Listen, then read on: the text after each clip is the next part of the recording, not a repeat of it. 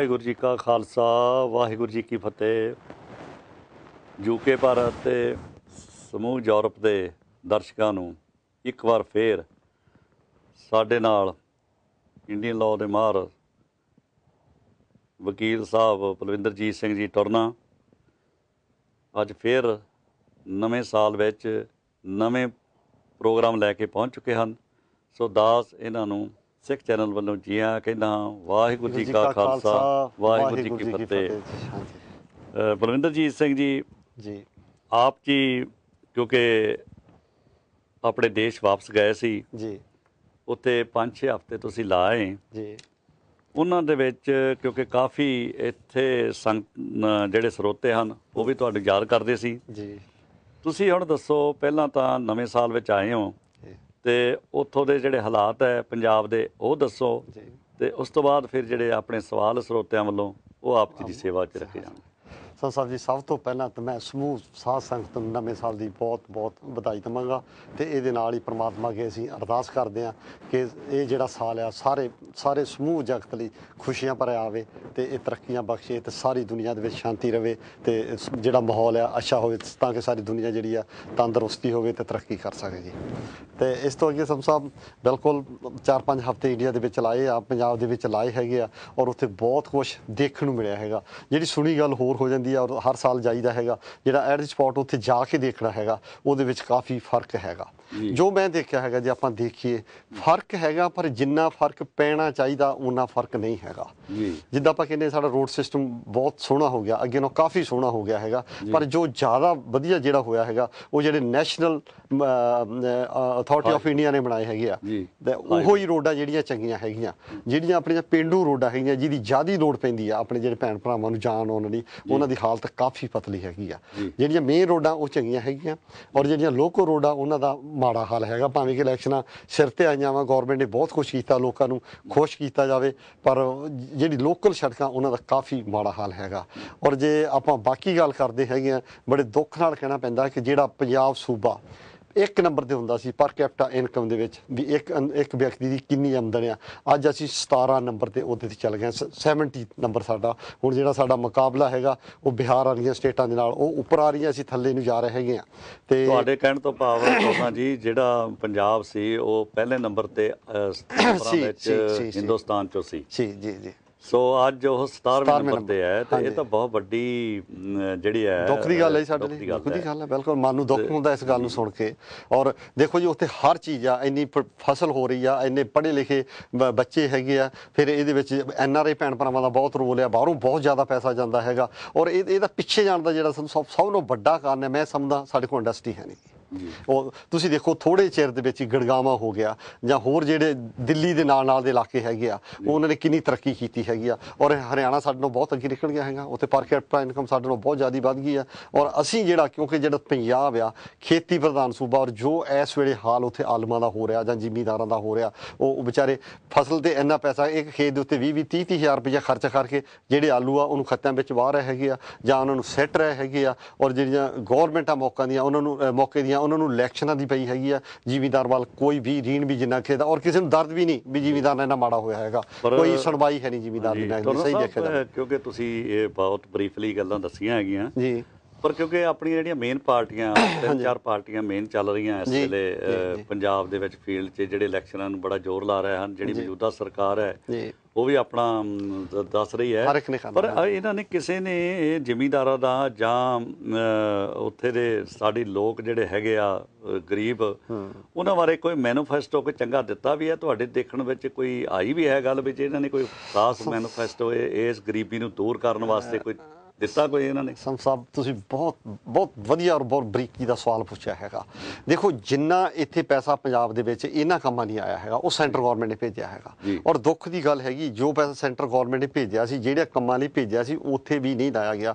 ਔਰ ਜਿਹੜੇ ਬੱਚਿਆਂ ਦੇ ਵਜ਼ੀਫੇ ਵੀ ਸੀ ਉਹ ਵੀ ਜਿਹੜੀਆਂ ਪੰਜਾਬ ਗੌਰਮੈਂਟ ਨੇ ਸਕੀਮਾਂ ਬਣਾ ਕੇ ਹੋਰ ਸਕੀਮਾਂ ਦੇ ਵਿੱਚ ਖਰਚ ਦਿੱਤੇ ਗਏ, ਉਹ ਜਿਹੜੇ ਗਰੀਬ ਬੱਚੇ ਸੀ ਉਹਨਾਂ 'ਤੇ ਉਹ ਪੈਸਾ ਨਹੀਂ ਗਿਆ ਹੈਗਾ। ਔਰ ਜਿਹੜੀਆਂ ਜ਼ਿਆਦੀਆਂ ਸਕੀਮਾਂ ਜੇ ਆਪਾਂ ਦੇਖੀਏ, ਜੇ ਇਹਦੀ ਸਟੱਡੀ ਕਰੀਏ, ਤਾਂ ਜੋ ਪੈਸਾ ਉਹ ਸੈਂਟਰ ਗੌਰਮੈਂਟ ਤੋਂ ਹੀ ਜਿਹੜਾ ਦੂਸਰੀਆਂ ਗੌਰਮੈਂਟਾਂ ਨੂੰ ਆ ਰਿਹਾ, ਇਸੇ ਤਰ੍ਹਾਂ ਪੰਜਾਬ ਨੂੰ ਵੀ ਆ ਰਿਹਾ ਹੈਗਾ। ਪੰਜਾਬ ਨੇ ਆਪਣੇ ਲੈਵਲ ਤੇ ਜਿਹੜਾ ਗਰੀਬ ਵਰਗ ਆ ਉਹਨੂੰ ਉੱਪਰ ਚੁੱਕਣੀ ਮੇਰੇ ਹਿਸਾਬ ਨਾਲ ਕੋਈ ਖਾਸ ਸਕੀਮਾਂ ਨਹੀਂ ਬਣਾਈਆਂ ਜਿਸ ਹਿਸਾਬ ਨਾਲ ਚਾਹੀਦੀਆਂ ਸੀ। ਔਰ ਜੇ ਆਪਾਂ ਗੌਰਮੈਂਟ ਦੀ ਗੱਲ ਕਰੀਏ, ਕੋਈ ਇਕੱਲੀ ਖਾਲੀ ਗੌਰਮੈਂਟ ਨੂੰ ਨਾ ਆਪਾਂ ਬਲੇਮ ਦਈਏ, ਸਾਰੀਆਂ ਹੀ ਗੌਰਮੈਂਟਾਂ ਜਿਹੜੀਆਂ ਹੈਗੀਆਂ ਮੌਕੇ ਤੇ ਆਈਆਂ, ਸਾਰਿਆਂ ਦਾ ਹੀ ਕਸੂਰ ਹੈਗਾ। ਜੇ ਆਪਾਂ ਬਿਜਲੀ ਦੀ ਗੱਲ ਕਰ ਲਈਏ, ਅਜੇ ਤੱਕ ਜਿਹੜੀ ਬਿਜਲੀ ਆ ਬਾਹਰੋਂ ਮੁੱਲ ਲੈ ਕੇ ਵਰਤਦੇ ਹੈਗੇ ਆ। ਜਿਹੜੇ ਨਵੇਂ ਪਲਾਂਟ ਆ, ਜਿਸ ਹਿਸਾਬ ਨਾਲ ਆਬਾਦੀ ਵਧੀ ਆ, ਜਿਸ ਹਿਸਾਬ ਨਾਲ ਬਿਜਲੀ ਦੀ ਮੰਗ ਵਧੀ ਆ, ਉਹਦੇ ਨਾਲੋਂ ਜਿਹੜੀ ਉਹਦੀ ਪੂਰਤੀ ਆ ਅੱਜ ਤੱਕ ਵੀ ਬਹੁਤ ਪਿੱਛੇ ਆ, ਔਰ ਗਾਂਹ ਵੀ ਅਸੀਂ ਪਿੱਛੇ ਜਾ ਰਹੇ ਹੈਗੇ ਹਾਂ। ਹਾਲਾਂਕਿ ਜਿਹੜੇ ਸੂਬੇ ਦੀ ਡਿਵੈਲਪਮੈਂਟ ਆ ਉਹਦੇ ਬਿਜਲੀ ਦਾ ਮੇਨ ਰੋਲ ਹੈਗਾ। ਜੇ ਸਾਡੇ ਕੋਲ ਪਾਵਰ ਹੀ ਨਹੀਂ ਤਾਂ ਡਿਵੈਲਪਮੈਂਟ ਕਿੱਦਾਂ ਹੋਊਗੀ। ਔਰ ਇਹ ਜਿਹੜੀਆਂ ਪਾਲਿਸੀਆਂ ਵਾ ਗੌਰਮੈਂਟ ਨੂੰ ਬਹੁਤ ਸੋਚ ਕੇ ਸਮਝ ਕੇ ਮਤਲਬ ਲਗਾਤਾਰ ਬਣਾਉਣੀਆਂ ਪੈਣੀਆਂ ਹੈਗੀਆਂ। ਜਿਹੜੀਆਂ ਬੇਸਿਕ ਨੈਸੈਸਿਟੀਜ਼ ਆ, ਜਿਹੜੀਆਂ ਬੇਸਿਕ ਸਹੂਲਤਾਂ ਹੈਗੀਆਂ, ਉਹ ਜਨਤਾ ਨੂੰ ਦੇਣੀਆਂ ਬਹੁਤ ਜ਼ਰੂਰੀ ਹੈਗੀਆਂ। ਤਾਂ ਹੀ ਅਸੀਂ ਕਹਾਂਗੇ ਕਿ ਇਹ ਇੱਕ ਵੈਲਫੇਅਰ ਗੌਰਮੈਂਟ ਆ। ਜੇ ਅਸੀਂ ਕਹਿੰਦੇ ਵੀ ਇਹ ਸੂਬਾ 1 ਨੰਬਰ ਤੋਂ 17ਵੇਂ ਤੇ ਚੱਲ ਗਿਆ, ਉਹ ਇੱਕ ਗੌਰਮੈਂਟ ਨਹੀਂ, ਸਾਰੀਆਂ ਹੀ ਗੌਰਮੈਂਟਾਂ ਉਹਦੇ ਵਿੱਚ ਥੋੜਾ ਜਿਹੜਾ ਸਾਰਿਆਂ ਦਾ ਹਿੱਸਾ ਹੈਗਾ। ਔਰ ਜੇ ਪ੍ਰੋਪਰ ਟਾਈਮ ਤੇ ਪ੍ਰੋਪਰ ਸਟੈਪ ਚੱਕੇ ਹੁੰਦੇ, ਮੇਰੇ ਹਿਸਾਬ ਨਾਲ ਪੰਜਾਬ ਅੱਜ ਇੰਨਾ ਪਿੱਛੇ ਨਾ ਜਾਂਦਾ। ਆਮ ਜਿਹੜੀ ਅੱਜ ਕੱਲ੍ਹ ਦੀ ਰਹਿ ਆ ਜੀ ਪੰਜਾਬ ਵਿੱਚ ਵੀ ਤੇ ਇਹਨਾਂ ਆਪਣੇ ਬਾਹਰਲੇ ਦੇਸ਼ਾਂ ਵਿੱਚ ਵੀ ਤੇ ਦੇਖਣ ਨੂੰ ਇਹ ਆਉਂਦਾ, ਕਿਉਂਕਿ ਉੱਥੋਂ ਜਿਹੜੇ ਮੇਨ ਪਾਰਟੀਆਂ ਉਹਨਾਂ ਦੇ ਜਿਹਨੂੰ ਟਿਕਟ ਮਿਲ ਜਾਂਦੀ ਆ ਉਹ ਤਾਂ ਠੀਕ ਹੈ, ਜਿਹਨੂੰ ਨਹੀਂ ਟਿਕਟ ਮਿਲੀ ਤੇ ਉਹ ਬਾਕੀ ਹੋ ਜਾਂਦਾ। ਸੈਂਕੜਿਆਂ ਦੇ ਹਿਸਾਬ ਦੇ ਨਾਲ ਜਿਹੜੇ ਆ ਕਾਂਗਰਸ ਵਿੱਚੋਂ ਵੀ, ਅਕਾਲੀਆਂ 'ਚੋਂ ਵੀ ਤੇ ਦੂਸਰੀ ਪੀਪਲ ਪਾਰਟੀ 'ਚੋਂ ਵੀ, ਹੋਰਨਾਂ 'ਚੋਂ ਵੀ ਬਾਕੀ ਹੋ ਕੇ ਇੰਡੀਪੈਂਡੈਂਟ ਖੜੇ ਹੈ। ਤੇ ਲੋਕ ਇਹ ਕਹਿੰਦੇ ਆ ਵੀ ਇੰਡੀਪੈਂਡੈਂਟ ਤਾਂ ਖੜਦੇ ਆ ਕਿ ਇਹ ਇੱਕ ਇਹਨਾਂ ਨੇ ਆਪਣਾ ਜ਼ਰੀਆ ਬਣਾ ਲਿਆ। ਇੱਥੋਂ ਸਾਡੇ ਜਿਹੜੇ ਨੁਮਾਇੰਦੇ ਆ, ਜਿਹੜੇ ਚੋਣ ਵੋਟਾਂ ਵਿੱਚ ਆਉਣਾ ਚਾਹੁੰਦੇ ਆ, ਕਿਉਂਕਿ ਉਹ ਚਾਹੁੰਦੇ ਆ ਵੀ ਸਾਡੀ ਵਧੀਆ ਜਿਹੜੀ ਇਨਵੈਸਟਮੈਂਟ ਆ ਉਹ ਕੋਈ MLA ਬਣਨ ਦੇ ਵਿੱਚ ਹੀ ਹੈ। ਵੀ ਜੇ ਅਸੀਂ ਕਰੋੜ ਜਾਂ 2 ਕਰੋੜ ਲਾ ਕੇ ਉੱਥੇ ਚਲੇ ਜਾਂਦੇ ਹਾਂ ਤਾਂ ਸਾਨੂੰ ਉਹ 5 ਸਾਲਾਂ 'ਚ ਕਈ ਕਰੋੜ, ਬਿਲੀਅਨ ਕਰੋੜ ਬਣ ਸਕਦੇ ਆ। ਤੇ ਇਸ ਪੱਖ ਨਾਲ ਤੁਹਾਨੂੰ ਲੱਗਦਾ ਇਹ ਗੱਲਾਂ ਸਹੀ ਹੈ ਜਾਂ ਨਹੀਂ? ਸੰਧੂ ਸਾਹਿਬ, ਜੇ ਤਾਂ ਆਪਾਂ ਉੱਦਾਂ ਗੱਲ ਕਰੀਏ, ਆਪਣੇ ਵਿਸ਼ੇ ਤੋਂ ਬਾਹਰ ਦੀ ਗੱਲ ਆ, ਆਪਣੇ ਵਿਸ਼ੇ ਤੋਂ ਆਪਾਂ ਬਾਹਰ ਥੋੜਾ ਜਾ ਰਹੇ ਹੈਗੇ ਆ, ਪਰ ਅਸੀਂ ਇੱਕ ਸਮਾਜ ਦਾ ਵੀ ਹਿੱਸਾ ਹੈਗੇ ਆ। ਠੀਕ ਹੈ, ਦਰਅਸਲ ਗੱਲ ਇਹ ਹੈ ਜੀ, ਅੱਜ ਜਿਹੜਾ ਪੰਜਾਬ ਦੇ ਵਿੱਚ ਲੋਕ ਜਾਣਨਾ ਚਾਹੁੰਦੇ ਆ ਗੱਲ ਕੀ ਹੈ, ਇਸ ਕਰਕੇ ਇਹ ਸਵਾਲ ਆ ਰਿਹਾ। ਜਦੋਂ ਜਿਹੜਾ ਵੀ ਕੋਈ ਪਾਰਟੀ ਹੈ ਜਾਂ ਕੋਈ ਵੀ ਇਨਸਾਨ ਜੋ ਪੰਜਾਬ ਦੇ ਭਲੇ ਦੀ ਗੱਲ ਕਰਦਾ, ਜੋ ਪੰਜਾਬੀਅਤ ਦੀ, ਜੋ ਇਨਸਾਨੀਅਤ ਦੇ ਭਲੇ ਦੀ ਗੱਲ ਕਰਦਾ, ਅਸੀਂ ਉਹਦੇ ਬਹੁਤ ਧੰਨਵਾਦੀ ਹਾਂ, ਬਹੁਤ ਸ਼ੁਕਰਗੁਜ਼ਾਰ ਹਾਂ। ਪਰ ਜਦੋਂ ਪੰਜਾਬ ਦਾ ਨੁਕਸਾਨ ਹੁੰਦਾ ਹੈਗਾ, ਕਿਸੇ ਵੀ ਤਰ੍ਹਾਂ ਹੁੰਦਾ ਹੈਗਾ, ਉਦੋਂ ਮਨ ਨੂੰ ਦੁੱਖ ਹੁੰਦਾ ਹੈਗਾ। ਜਿਹੜੀ ਤੁਸੀਂ ਗੱਲ ਕੀਤੀ ਹੈਗੀ ਆ ਵੀ ਇਹ ਜਿਹੜਾ ਅੱਜ ਕੱਲ੍ਹ ਇੱਦਾਂ ਲੀਡਰ ਪੈਸੇ ਲਾਉਂਦੇ, ਮੈਂ ਸਮਝਦਾ ਵੀ ਜਿਹੜਾ ਪਹਿਲਾਂ ਜਿਹੜੇ ਪੁਰਾਣੇ ਲੀਡਰ ਹੁੰਦੇ ਸੀਗੇ, ਜਿਹੜੇ ਖੱਦਰ ਜਾਂ ਦੇਸੀ ਸਿੰਪਲ ਰਹਿੰਦੇ ਹੁੰਦੇ ਸੀਗੇ, ਜਿਨ੍ਹਾਂ ਕੋਲ ਕੋਈ ਆਪਣੀਆਂ ਪ੍ਰਾਪਰਟੀਆਂ ਨਹੀਂ ਸੀ ਹੁੰਦੀਆਂ ਹੈਗੀਆਂ, ਦੇਸ਼ ਦੀ ਸੇਵਾ, ਹੁਣ ਸੇਵਾ ਭਾਵਨਾ ਨਹੀਂ ਰਹਿ ਗਈ ਹੈਗੀ। ਜੀ ਬਿਲਕੁਲ, ਕੰਮ ਉਹੀ ਜਿਹੜਾ ਵਾ, ਉਹੀ ਕੰਮ ਜਿਹੜਾ ਵਧੀਆ ਹੋ ਸਕਦਾ ਜਿਹੜਾ ਅਸੀਂ ਸੇਵਾ ਭਾਵਨਾ ਦੇ ਨਾਲ ਕਰੀਏ ਹੈਗੇ। ਅੱਜ ਬਿਜ਼ਨਸ ਬਣ ਗਿਆ ਹੈਗਾ, ਹਰ ਕੋਈ ਜਿਹੜੀਆਂ ਪੋਲਿਟਿਕਸ ਵੀ ਇੱਕ ਬਿਜ਼ਨਸ ਆ, ਬਿਜ਼ਨਸ ਦੇ ਤੌਰ ਤੇ ਇਹਨੂੰ ਵਰਤਿਆ ਜਾ ਰਿਹਾ ਹੈਗਾ। ਇਹਦੇ 'ਚ ਸੇਵਾ ਭਾਵਨਾ ਜਾਂ ਪਾਰਟੀ ਭਾਵਨਾ, ਉਹ ਜਿਹੜਾ ਇੱਕ ਟੀਮ ਵਰਕ ਜਿਹੜੀ ਉਹ ਗੱਲ ਨਹੀਂ ਕੋਈ ਰਹਿ ਗਈ। ਹਰ ਕੋਈ ਕਹਿੰਦਾ ਮੈਂ ਅੱਗੇ ਹੋ ਜਾ, ਦੂਜੇ ਨੂੰ ਧੱਕਾ ਦੇ ਕੇ ਪਿੱਛੇ ਸਿੱਟ ਕੇ ਆਪ ਅੱਗੇ ਨਿਕਲਣ ਦੀ ਜਿਹੜੀ ਕੋਸ਼ਿਸ਼ ਕਰ ਰਿਹਾ ਹੈਗਾ ਇਸ ਵੇਲੇ ਉੱਥੇ। ਸੋ ਇਹ ਸਾਰੇ ਯੂਰਪ ਅਤੇ UK ਦੇ ਸਾਰੇ ਦਰਸ਼ਕਾਂ ਨੂੰ ਅਸੀਂ ਦੱਸ ਦੇਣਾ ਚਾਹੁੰਦੇ ਹਾਂ। ਅਸੀਂ ਹੁਣ ਲਾਈਨਾਂ ਵੀ ਜਿਹੜੀਆਂ ਖੋਲ੍ਹ ਦੇਣੀਆਂ, ਲਾਈਨਾਂ ਦੇ ਉੱਤੇ ਤੁਹਾਨੂੰ ਸਕਰੀਨ 'ਤੇ ਸ਼ਾਇਦ ਨੰਬਰ ਵੀ ਆ ਜਾਵੇ, ਤੁਸੀਂ ਨੰਬਰ ਲਾ ਕੇ ਤੁਸੀਂ ਕੋਈ ਵੀ ਸਵਾਲ ਆਪਣੇ ਤੌਰ 'ਤੇ ਟੋਰਨਾ ਸਾਹਿਬ ਨੂੰ, ਵਕੀਲ ਸਾਹਿਬ ਨੂੰ ਪੁੱਛਣਾ ਚਾਹੁੰਦੇ ਹੋ, ਪੁੱਛ ਸਕਦੇ ਹੋ। ਸੋ ਵਕੀਲ ਸਾਹਿਬ ਦਾ ਜਿਹੜਾ ਦਫ਼ਤਰ ਦਾ ਨੰਬਰ ਹੈ ਜੀ, ਉਹ ਵੈਸਟ ਬ੍ਰਾਮਿਚ ਵਿੱਚ 19 ਹਾਈ ਸਟਰੀਟ, ਵੈਸਟ ਬ੍ਰਾਮਿਚ, ਜਿਸ ਦਾ ਪੋਸਟ ਕੋਡ ਹੈ ਜੀ B706PJ। ਇਹਨਾਂ ਦਾ ਜਿਹੜਾ ਦਫ਼ਤਰ ਦਾ ਨੰਬਰ ਹੈ ਜੀ, ਉਹ ਹੈ 0121553583। ਇਸੇ ਤਰ੍ਹਾਂ ਮੋਬਾਈਲ ਨੰਬਰ ਹੈ 07877328062। ਇਹ ਹਨ ਇਹਨਾਂ ਦੇ ਕੰਟਰੈਕਟ ਨੰਬਰ। ਤੁਸੀਂ ਦਫ਼ਤਰ ਦੇ ਟਾਈਮ 'ਤੇ ਦਫ਼ਤਰ ਕਰ ਸਕਦੇ ਹੋ, ਔਰ ਜਦੋਂ ਨਹੀਂ ਦਫ਼ਤਰ 'ਚ ਹੁੰਦੇ ਤੁਸੀਂ ਮੋਬਾਈਲ 'ਤੇ ਵੀ ਇਹਨਾਂ ਨਾਲ ਗੱਲ ਕਰ ਸਕਦੇ ਹੋ। ਤੇ ਨਾਲ ਦੀ ਨਾਲ ਹੀ ਅਸੀਂ ਸਾਰੇ ਸਰੋਤਿਆਂ ਤੋਂ ਇਹ ਵੀ ਖਿਮਾ ਮੰਗਾਂਗੇ, ਅੱਜ ਜਿਹੜਾ ਟਾਈਮ ਹੈ 6 ਹਫ਼ਤੇ ਤੋਂ ਬਾਅਦ ਜਿਹੜੇ ਐਬਸੈਂਟ ਰਹਿਣ ਕਰਕੇ ਟੋਰਨਾ ਸਾਹਿਬ ਇਹ ਤੁਹਾਨੂੰ ਦੱਸ ਚੁੱਕੇ ਹੈ ਕਿ ਇਹਨਾਂ ਨੂੰ ਘਰੇਲੂ ਕੰਮ ਕਰਕੇ ਜਾਣਾ ਪਿਆ। ਤੇ ਅੱਜ ਜਿਹੜਾ ਟਾਈਮ ਸੀ ਉਹ ਵੀ ਕਿਉਂਕਿ ਬੁਕਿੰਗ ਜਿਹੜੀ ਹੈ ਉਹ ਅਰਲੀ ਹੋ ਗਈ ਹੈ। ਅਗਲੇ ਹਫ਼ਤੇ ਤੋਂ ਜਿਹੜੀ ਬੁਕਿੰਗ ਹੈ ਉਹ ਪੁਰਾਣੇ ਟਾਈਮ ਦੇ ਨਾਲ 6 ਤੋਂ 7 ਹੀ ਆਇਆ ਕਰੇਗੀ। ਸੋ ਟੋਰਨਾ ਸਾਹਿਬ, ਹੁਣ ਆਪਾਂ ਕਿਉਂਕਿ ਸਰੋਤਿਆਂ ਨੇ ਵੀ ਆਪਾਂ ਨੂੰ ਸਵਾਲ ਪੁੱਛਣੇ ਹਨ, ਕੁਝ ਸਵਾਲ ਜਿਹੜੇ ਆਏ ਹਨ ਉਹਨਾਂ ਬਾਰੇ ਆਪ ਜੀ ਥੋੜ੍ਹੀ ਜਿਹੀ ਜਾਣਕਾਰੀ ਦਿਓ ਜੀ। ਆਪਣੇ NRI ਭਰਾ ਬਹੁਤ ਪੰਜਾਬ ਵਿੱਚੋਂ ਆਪਣੀ ਪ੍ਰਾਪਰਟੀ ਵੇਚ ਰਹੇ ਹਨ ਧੜਾ ਧੜ। ਹਾਂਜੀ, ਇਹਨਾਂ ਦਾ ਕਾਰਨ ਦੱਸੋ ਕੀ ਹੋ ਰਿਹਾ? ਦੇਖੋ ਸਮਝਾ, ਬਹੁਤ ਵਧੀਆ ਸਵਾਲ ਹੈਗਾ ਤੁਹਾਡਾ। ਮੇਨ ਜਿਹੜਾ ਕਾਰਨ ਹੈਗਾ ਜੀ, ਦੇਖੋ ਅਸੀਂ ਉੱਥੇ ਪ੍ਰਾਪਰਟੀ ਕਿਉਂ ਲੈਂਦੇ? ਪਹਿਲੀ ਗੱਲ ਤਾਂ ਬਾਹਰ ਆਏ ਸੀਗੇ ਸਾਡੇ NRI ਭਰਾ ਵੀ ਅਸੀਂ ਇੱਥੋਂ ਪੈਸਾ ਕਮਾਵਾਂਗੇ, ਅਸੀਂ ਇੱਥੇ ਰਹਿਣਾ ਨਹੀਂ, ਅਸੀਂ ਵਾਪਸ ਚੱਲ ਜਾਣਾ, ਉੱਥੇ ਜਾ ਕੇ ਚੈਨ ਦੀ ਜ਼ਿੰਦਗੀ ਅਸੀਂ ਬਸਰ ਕਰਾਂਗੇ। ਕੀ ਹੋਇਆ ਹੈਗਾ ਵੀ ਉਹ ਇੱਥੇ ਆ ਗਿਆ ਹੈਗੇ ਆ, ਜਿਹੜੀ ਪਿਛਲੀ ਪ੍ਰਾਪਰਟੀ ਆ ਉੱਥੇ ਡਿਸਪਿਊਟ ਬਹੁਤ ਜ਼ਿਆਦਾ ਵੱਧ ਗਿਆ ਹੈਗੇ ਆ। ਸਾਡਾ ਨੈਸ਼ਨਲ ਕਰੈਕਟਰ ਬਿਲਕੁਲ ਖਤਮ ਹੋ ਗਿਆ, ਮੈਂ ਸਮਝਦਾ ਕਾਫੀ ਬਹੁਤ ਲੋ ਆ ਗਿਆ ਹੈਗਾ। ਉੱਥੇ ਕਿਸੇ ਤੇ ਵੀ ਅਸੀਂ ਜਿਹੜਾ ਵਿਸ਼ਵਾਸ ਕਰਨਾ ਹੈਗਾ ਬਹੁਤ ਔਖਾ ਹੈਗਾ। ਇਹ ਤੋਂ ਅੱਗੇ ਜੇ ਕਰਪਸ਼ਨ ਦੀ ਗੱਲ ਕਰ ਲਈਏ ਤਾਂ ਮੈਂ ਸ਼ਰੇਆਮ ਕਹਿ ਸਕਦਾ ਹੈਗਾ ਵੀ ਜੇ ਤਾਂ ਉਧਰਲਾ ਬੰਦਾ ਉਹਦੇ ਲਈ ਰੇਟ ਕੋਈ ਹੋ ਰਿਹਾ, ਜੇ ਕਿਸੇ NRI ਨੂੰ ਕੰਮ ਪੈ ਜਾਂਦਾ ਹੈਗਾ ਤਾਂ ਉਹ ਪੌਂਡਾਂ 'ਚ ਗੱਲ ਕਰਨ ਲੱਗ ਪੈਂਦੇ ਜੀ ਤੁਹਾਡੇ ਦੇਖਦੇ ਅਸੀਂ ਮੰਨਦੇ ਸਾਨੂੰ ਐਦਾਂ ਚਾਹੀਦੇ ਹੈਗੇ ਆ। ਠੀਕ ਹੈ। ਕੋਈ ਵੀ ਕਿਸੇ ਵੀ ਆਫਿਸ ਦੇ ਵਿੱਚ ਅਸੀਂ ਜਾਂਦੇ ਹਾਂ, ਕੋਆਪਰੇਸ਼ਨ ਦੀ ਜਿਹੜੀ ਭਾਵਨਾ ਬਹੁਤ ਘੱਟ ਆ। ਜਿੱਦਾਂ ਇੱਥੇ ਹੈਗਾ ਕੋਈ ਬੰਦਾ ਕਿਸੇ ਦੀ ਪ੍ਰੋਬਲਮ ਨਹੀਂ ਕ੍ਰੀਏਟ ਕਰਦਾ, ਉੱਥੇ ਅੱਜ ਵੀ ਜੇ ਆਫਿਸ ਵਿੱਚ ਜਾਂਦੇ ਆ ਤਾਂ ਕਾਫੀ ਹੱਦ ਤੱਕ ਅਗਲੇ ਨੂੰ ਪ੍ਰੋਬਲਮਾਂ ਕ੍ਰੀਏਟ ਕੀਤੀਆਂ ਜਾਂਦੀਆਂ ਕਿਉਂਕਿ ਇਹਦੇ ਕੋਲੋਂ ਕੁਛ ਨਾ ਕੁਛ ਪੈਸਾ ਬਟੋਰਿਆ ਜਾ ਸਕੇ। ਜਿੰਨਾ ਚਿਰ ਗੌਰਮੈਂਟ ਸੱਚੇ ਦਿਲੋਂ ਨੇਕ ਨੀਅਤ ਦੇ ਨਾਲ ਜਿਹੜੀ ਰਿਸ਼ਵਤਖੋਰੀ ਨੂੰ ਨੱਥ ਨਹੀਂ ਪਾਉਂਦੀ, ਮੇਰੇ ਹਿਸਾਬ ਨਾਲ ਜਿਹੜੇ NRI ਸਾਡੇ ਭੈਣ ਭਰਾਵਾ ਉਹ ਸਹੀ ਦਿਸ਼ਾ ਨੂੰ ਜਾਂਦੇ ਹੈਗੇ ਆ। ਉਹ ਇੱਥੋਂ ਜਾਂਦੇ ਹੈਗੇ ਆ, ਅਸੀਂ ਉੱਥੇ 4 ਦਿਨ ਜਾਵਾਂਗੇ, ਚੈਨ ਨਾਲ ਕੱਢਾਂਗੇ। ਜਦੋਂ ਉੱਥੇ ਜਾ ਕੇ ਦੇਖਦੇ ਉਹਦੇ ਲਈ ਇੰਨੀਆਂ ਪ੍ਰੋਬਲਮਾਂ ਜਿਹੜੇ ਉਹਨਾਂ ਦੇ ਆਪਣੇ ਹੀ ਹੈਗੇ ਆ ਉਹੀ ਕ੍ਰੀਏਟ ਕਰ ਦਿੰਦੇ ਆ। ਔਰ ਕਈ ਵਾਰੀ ਜਿਹੜੇ ਵੀ ਡਿਪਾਰਟਮੈਂਟ 'ਚ ਜਾਂਦੇ ਆ ਉੱਥੇ ਕੋਈ ਨਾ ਕੋਈ ਉਹਨਾਂ ਨੂੰ ਨਵੀਂ ਪ੍ਰੋਬਲਮ ਹੀ ਮਿਲਦੀ ਆ। ਔਰ ਦੂਜੀ ਗੱਲ ਸੰਧੂ ਸਾਹਿਬ ਇਹ ਹੈਗੀ ਆ ਵੀ ਉਹਨਾਂ ਨੂੰ ਪਤਾ ਨਹੀਂ ਲੱਗਦਾ ਇਹਨਾਂ ਨੂੰ ਸੌਟ ਆਊਟ ਕਿੱਦਾਂ ਕੀਤਾ ਜਾਵੇ।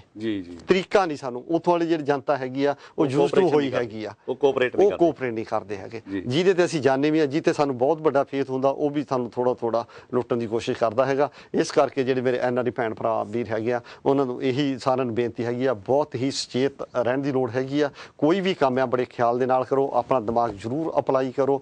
ਕੋਈ ਵੀ ਡਾਕੂਮੈਂਟ ਜਿਹੜਾ ਨੂੰ ਪੜ੍ਹ ਕੇ ਸੋਚ ਕੇ ਸਮਝ ਕੇ ਉਹਦੇ ਤੇ ਸਾਈਨ ਕਰੋ। ਕੋਈ ਵੀ ਜੇ ਤੁਸੀਂ ਕਿਸੇ ਨਾਲ ਐਗਰੀਮੈਂਟ ਕੋਈ ਲਿਖਤ ਕਰਦੇ ਆ ਤਾਂ ਮੈਂ ਜ਼ਰੂਰ ਕਹੂੰ ਜ਼ਮੀਨ ਵੇਚਦੇ ਆ ਜਾਂ ਖਰੀਦਦੇ ਆ ਜਾਂ ਕੋਈ ਵੀ ਪ੍ਰਾਪਰਟੀ ਲੈਂਦੇ ਆ, ਵਕੀਲ ਦੀ ਸਲਾਹ ਜ਼ਰੂਰ ਲੈ ਲਓ। ਕਈ ਵਾਰੀ ਆਪਣੇ 2-4-5 ਹਜ਼ਾਰ ਦੇ ਬਦਲੇ ਉਹਨੂੰ ਆਪਾਂ ਨਹੀਂ ਦੇਣਾ ਚਾਹੁੰਦੇ, ਸਾਡਾ ਬਹੁਤ ਵੱਡਾ ਨੁਕਸਾਨ ਹੋ ਜਾਂਦਾ ਹੈਗਾ। ਇਸ ਕਰਕੇ ਜਿੱਥੇ ਕਰੋੜਾਂ ਦੇ ਅੱਜ ਕੱਲ੍ਹ ਮੈਂ ਦੇਖਿਆ ਕੋਈ ਵੀ ਜ਼ਮੀਨ ਜਿਹੜੀ ਹੈਗੀ ਆ ਕਰੋੜਾਂ ਦੇ ਸੌਦੇ ਹੁੰਦੇ ਹੈਗੇ ਆ, ਜ਼ਰੂਰ ਹੀ ਜਿਹੜਾ ਐਕਸਪਰਟ ਆ ਜਿਹਨੂੰ ਐਕਸਪੀਰੀਅੰਸ ਉਸ ਫੀਲਡ 'ਚ ਆ ਉਹਦੀ ਜਿਹੜੀ ਓਪੀਨੀਅਨ ਜ਼ਰੂਰ ਲਓ। ਤੇ ਜਿਹੜੀ ਸਾਨੂੰ ਦੇਸੀ ਸਲਾਹਾਂ ਉਹਨਾਂ ਤੋਂ ਜ਼ਰੂਰ ਬਚ ਕੇ ਰਹੋ। ਮੇਰੇ ਕੋਲ 5-4 ਕੇਸ ਇੱਦਾਂ ਦੇ ਆਏ ਹੈਗੇ ਆ ਹੁਣੇ ਰੀਸੈਂਟਲੀ, ਉੱਥੇ ਵੀ ਮੈਨੂੰ ਬਹੁਤ NRI ਭਰਾ ਮਿਲੇ ਹੈਗੇ ਆ ਜਿਨ੍ਹਾਂ ਦਾ ਜ਼ਿਆਦਾ ਨੁਕਸਾਨ ਜਿਹੜੀਆਂ ਉਹ ਦੇਸੀ ਸਲਾਹਾਂ ਨੇ ਉਹਨਾਂ ਦਾ ਕੰਮ ਬਹੁਤ ਖਰਾਬ ਕਰ ਦਿੱਤਾ। ਉਹ ਟੈਕਨੀਕਲੀ ਨਹੀਂ ਚੱਲ ਸਕੇ। ਕਈਆਂ ਕੇਸਾਂ 'ਚ ਇਹ ਹੈਗਾ ਵੀ ਇਹ ਇੱਕ ਲੀਗਲ ਨੋਟਿਸ ਨਹੀਂ ਦਿੱਤਾ ਤਾਂ ਕਰੋੜ ਦਾ ਨੁਕਸਾਨ ਹੋ ਗਿਆ। ਜੋ ਉਹ ਉਸ ਟਾਈਮ ਨੂੰ ਜਦੋਂ ਉਹਨਾਂ ਦਾ ਕੰਟਰੈਕਟ ਮੁੱਕਾ ਸੀਗਾ ਉਸੇ ਦਿਨ ਨੋਟਿਸ ਦੇ ਦਿੰਦੇ ਤੇ ਉਹ ਜਾ ਕੇ ਕੋਰਟ 'ਚ ਕਹਿ ਸਕਦੇ ਸੀਗੇ ਜੀ ਆਹ ਸਾਡਾ ਅੱਜ ਸੀਗਾ, ਇਹਨਾਂ ਨੇ ਸਾਨੂੰ ਜਿਹੜੀ ਪੇਮੈਂਟ ਨਹੀਂ ਕੀਤੀ, ਅੱਜ ਤੋਂ ਸਾਡਾ ਜਿਹੜਾ ਇਹ ਕੰਟਰੈਕਟ ਆ ਵਾਇਡ ਆ। ਪਰ ਉਹਨਾਂ ਨੂੰ ਪਤਾ ਨਹੀਂ ਸੀ, ਉਹਨਾਂ ਨੋਟਿਸ ਨਹੀਂ ਦਿੱਤਾ, ਕਿਸੇ ਦੀ ਗੱਲ ਮੰਨ ਲਈ। ਇਹਦਾ ਨੁਕਸਾਨ ਬਹੁਤ ਹੋਏ ਹੈਗੇ ਜੀ। ਨਹੀਂ ਪਰ ਉਹ ਕੰਟਰੈਕਟ ਦੀ ਜਿਹੜੀ ਅਖੀਰਲੀ ਡੇਟ ਆ ਉਹਦੇ ਨਾਲੋਂ ਫਿਰ ਕਈ ਮਹੀਨੇ ਉੱਪਰ ਵੀ ਦਿੰਦੇ ਆ। ਨਹੀਂ ਦੇਖੋ ਇੱਦਾਂ ਹੁੰਦਾ ਸਮਝਾ, ਅਸੀਂ ਇੱਕ ਡੇਟ ਮਿਲਤੀ ਜੀ, ਅੱਜ ਸਮਝ ਲਓ 12 ਤਰੀਕ ਹੈ ਜੀ। ਸਾਡੀ ਜਿਹੜੀ ਲਾਸਟ ਪੇਮੈਂਟ ਸੀਗੀ ਉਹਨਾਂ ਨੇ ਸਪੋਜ਼ ਸਾਨੂੰ 10 ਲੱਖ ਰੁਪਈਆ ਪਹਿਲਾਂ ਦੇ ਦਿੱਤਾ, 40 ਲੱਖ ਰੁਪਈਆ ਅੱਜ 12 ਨੂੰ ਦੇਣਾ ਸੀਗਾ। ਸਾਡੀ ਅੱਜ ਡਿਊਟੀ ਬਣਦੀ ਸੀ, ਅਸੀਂ ਸਬ ਰਜਿਸਟਰ ਦੇ ਜਾਂਦੇ ਦਫ਼ਤਰ 'ਚ, ਉੱਥੇ ਹਾਜ਼ਰੀ ਲਵਾਉਂਦੇ ਜੀ ਅਸੀਂ ਹਾਜ਼ਰ ਹਾਂ, ਦੂਜੀ ਪਾਰਟੀ ਹਾਜ਼ਰ ਨਹੀਂ ਆਈ ਹੈਗੀ। ਅਸੀਂ ਸਬ ਰਜਿਸਟਰ ਦੇ ਆਫਿਸ ਵਿੱਚ ਗਏ, ਠੀਕ ਹੈ, ਅਸੀਂ ਹਾਜ਼ਰੀ ਵੀ ਲਵਾਈ, ਸਾਰੀ ਦਿਹਾੜੀ ਬਾਹਰ ਬਹਿ ਕੇ ਜਿਹੜੇ ਪਿੰਡ ਦੇ 4 ਬੰਦੇ ਗਏ ਸੀ ਖਾਣ ਪੀਣ ਦਾਰੂ ਪੀਂਦੇ ਰਿਹਾ, ਸਾਨੂੰ ਗੱਲੀ ਨਾਲ ਹੀ ਰੱਖਿਆ ਹੈਗਾ। ਉੱਥੋਂ ਅਸੀਂ ਆ ਗਏ ਹਾਂ, ਮੁੜ ਕੇ ਅਸੀਂ ਨੋਟਿਸ ਵੀ ਨਹੀਂ ਦਿੱਤਾ ਹੈਗਾ, ਠੀਕ ਹੈ। ਔਰ ਦੂਜੀ ਪਾਰਟੀ ਨੇ ਉਲਟਾ ਸਾਡੇ ਤੇ ਕੇਸ ਕਰ ਦਿੱਤਾ ਜੀ ਅਸੀਂ ਪੈਸੇ ਲੈ ਕੇ ਗਏ ਸੀਗੇ, ਇਹ ਉੱਥੇ ਆਏ ਨੇਗੇ। ਠੀਕ ਹੈ। ਇਸ ਕਰਕੇ ਜੇ ਅਸੀਂ ਕਿ ਵਕੀਲ ਤੋਂ ਗਏ ਹੁੰਦੇ ਉਹਨੇ ਪ੍ਰੋਪਰ ਚੈਨਲ ਨਾਲ ਸਾਰਾ ਕੰਮ, ਇੱਕ ਕੇਸ ਨਹੀਂ ਮੈਂ ਤੁਹਾਨੂੰ ਐਗਜ਼ਾਮਪਲ ਦਿੱਤੀ ਆ, ਇਹੋ ਜਿਹਾ ਕਈ ਕੇਸ ਆ ਜਿਹੜੇ ਸਾਡੇ ਕੋਲ ਇਦਾਂ ਦੇ ਹੈਗੇ ਆ।